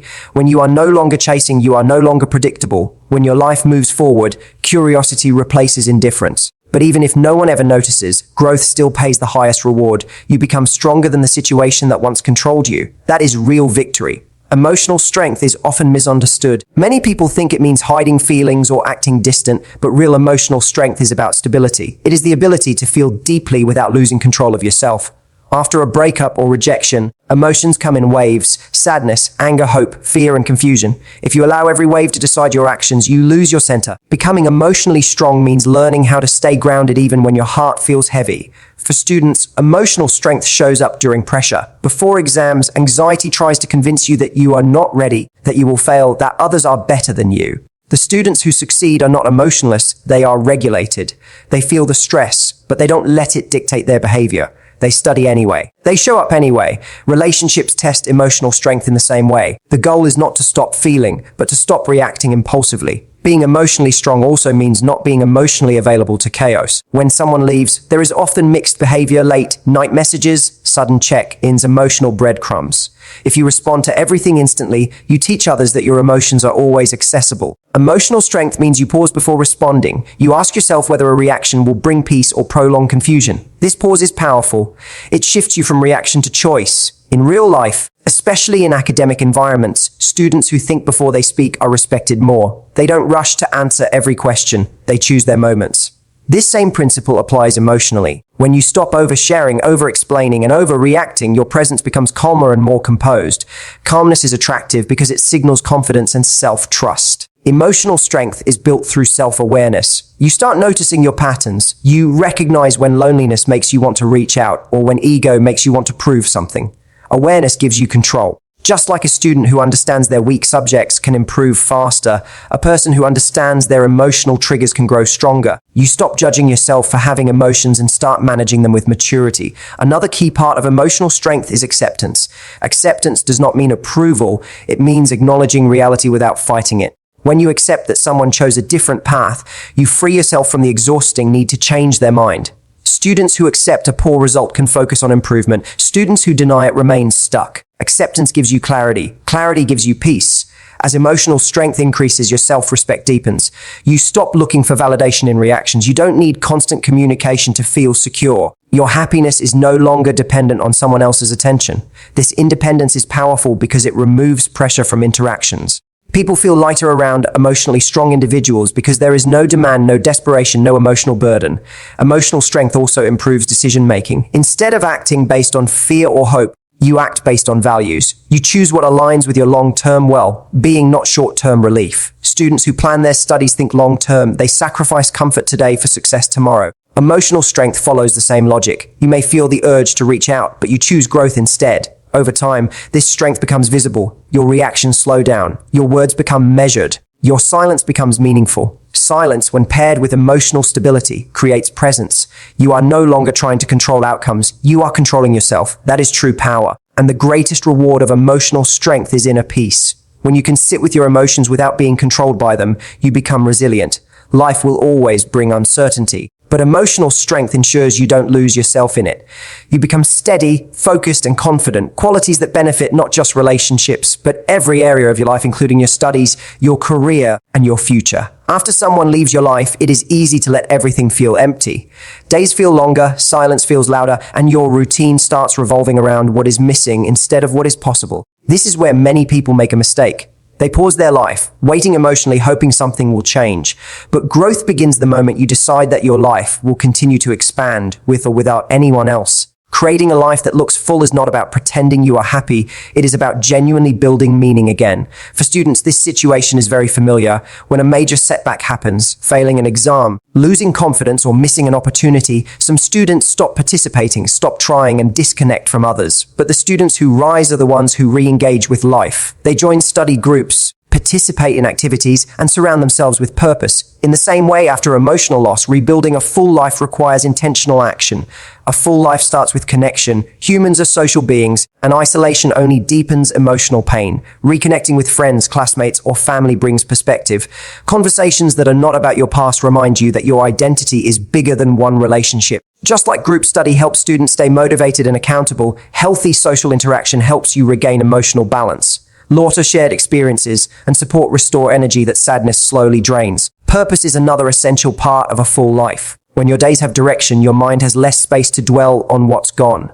Purpose does not have to be grand. It can be improving your grades, learning a new skill, volunteering, or working toward a career goal. Students who stay busy with meaningful goals are less affected by distractions. Purpose anchors you. It gives you a reason to wake up and move forward. Creating a full life also means exploring growth outside your comfort zone. Trying new activities changes your emotional environment. When you step into a new class, hobby, or project, your brain forms new associations. This is powerful because it rewires your routine. Just as students benefit from exposure to new subjects or learning styles, you benefit from new experiences that expand your identity beyond the past. A full life is not measured by how busy you look on the outside, but by how fulfilled you feel on the inside. Fulfillment grows when your actions align with your values. You start saying yes to things that support your growth and no to things that drain your peace.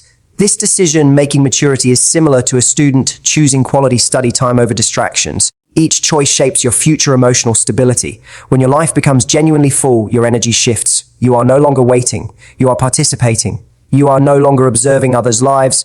You are building your own. This shift is subtle but powerful. People sense when someone is engaged with life. It shows in your posture, your conversations, and your presence. You stop talking about what you lost and start talking about what you are building. Another important part of a full life is self-care. Physical health, sleep, and movement directly affect emotional strength. Students who neglect sleep and nutrition struggle academically. The same applies emotionally. Taking care of your body sends a message to your mind that you matter. This message rebuilds confidence slowly but steadily. Over time, a full life creates emotional independence. You realize that happiness is not something someone gives you, it is something you cultivate. This realization is liberating. You are no longer attached to outcomes you cannot control. You enjoy your journey instead of waiting for someone else to return to make it meaningful. The truth is, when you build a life that feels full, you don't need to convince anyone of your worth. Your life speaks for you. And whether anyone notices or not, you gain something far more valuable: momentum, peace, and a strong sense of self that cannot be easily shaken. One of the most underrated forms of confidence is silence backed by progress. In emotional moments, people feel the urge to explain themselves, defend their choices, or make sure others understand their pain. But over time, too much talking weakens your impact. Speaking less does not mean suppressing yourself, it means choosing depth over noise. When you reduce unnecessary explanations and focus on results, your presence becomes stronger and more respected. For students, this lesson is clear. The most improved students are rarely the loudest in the room. They don't announce their study plans or complain about difficulties. They quietly work, practice, and prepare. When results arrive, everyone notices. The same principle applies to personal growth. When you stop narrating your healing process and start living it, your growth becomes undeniable. Talking less also protects your emotional energy.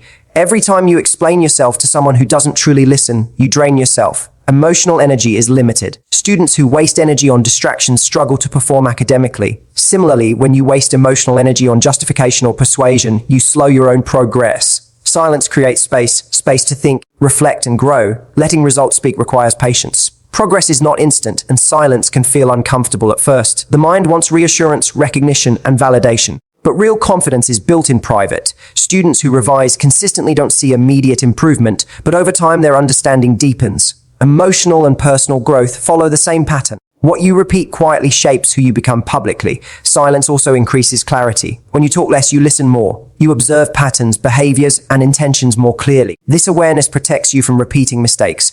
Students who listen carefully in class understand concepts better. In life, listening carefully helps you make better decisions. You stop reacting emotionally and start responding intelligently. Another benefit of speaking less is that it creates mystery. Mystery is not manipulation, it is the natural result of self-containment. When you don't explain every move, people pay attention. They wonder what you're working on, how you're doing, and what has changed. But this only works when silence is supported by action.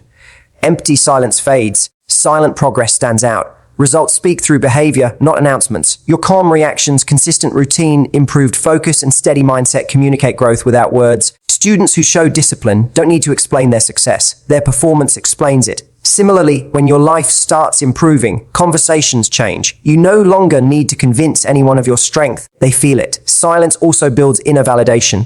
Instead of seeking approval, you learn to measure yourself by your own standards. This shift is powerful. Students who rely on their own assessment grow faster than those who depend on praise.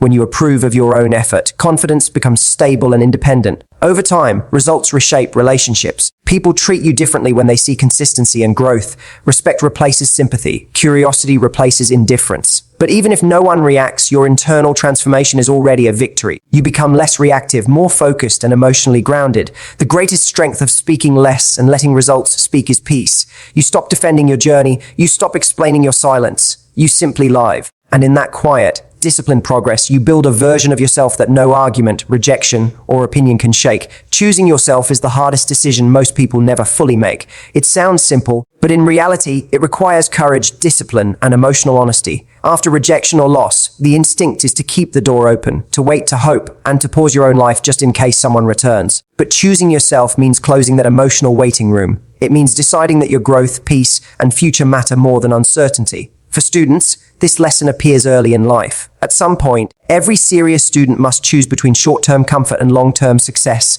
Choosing to study while others relax is not easy. Choosing yourself works the same way emotionally. It means doing what supports your future, even when your heart wants familiarity. This choice is uncomfortable, but discomfort is the price of self-respect. Choosing yourself means prioritizing your goals without guilt. You stop feeling bad for focusing on your education, your health, or your ambitions. You realize that ambition is not selfish, neglecting yourself is. Students who succeed academically often disappoint others by saying no to distractions. But that no is a powerful yes to their future. Emotionally, the same rule applies. Every time you choose peace over drama, growth over attachment, you strengthen your identity. This decision also changes how you see love and relationships. You stop viewing love as something you chase or earn. Instead, you see it as something that complements your life, not completes it. This perspective is healthy and mature. Students who develop strong identities are less influenced by peer pressure. In the same way, emotionally strong individuals are less likely to lose themselves in relationships. They remain whole, grounded, and self-directed. Choosing yourself requires letting go of outcomes. You release the need for someone to come back, apologize, or understand. Letting go does not mean forgetting. It means accepting that your peace does not depend on someone else's behavior. This acceptance is liberating. Students who stop obsessing over perfect grades perform better because they focus on effort instead of fear. Emotional freedom works the same way. As you consistently choose yourself, your confidence becomes quieter and deeper. You don't announce your standards, you live by them. You don't threaten to walk away. You already know you can.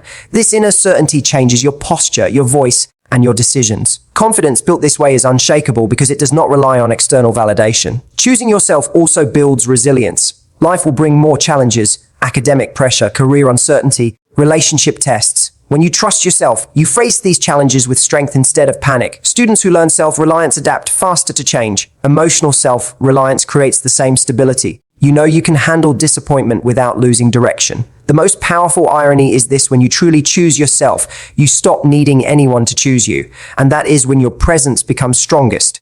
People sense when someone is no longer dependent. This independence commands respect. But even if no one ever returns, you have already gained something priceless: self-worth that is self-sustained. In the end, choosing yourself is not about winning someone back. It is about winning your life back. It is about waking up with purpose, moving forward with clarity, and building a future that excites you. When you choose yourself consistently, you become the kind of person who doesn't fear loss, because you know you will never abandon yourself again. At the end of it all, this journey was never truly about getting someone to come back. It was about coming back to yourself. Every step you took, rebuilding self-respect, replacing old habits with growth, becoming emotionally strong, creating a full life, staying quiet while letting results speak, and finally choosing yourself, was not a strategy to control someone else, but a path to reclaim your power. Power does not come from being needed. It comes from being whole. When you stop chasing, stop explaining, and stop waiting, something inside you settles.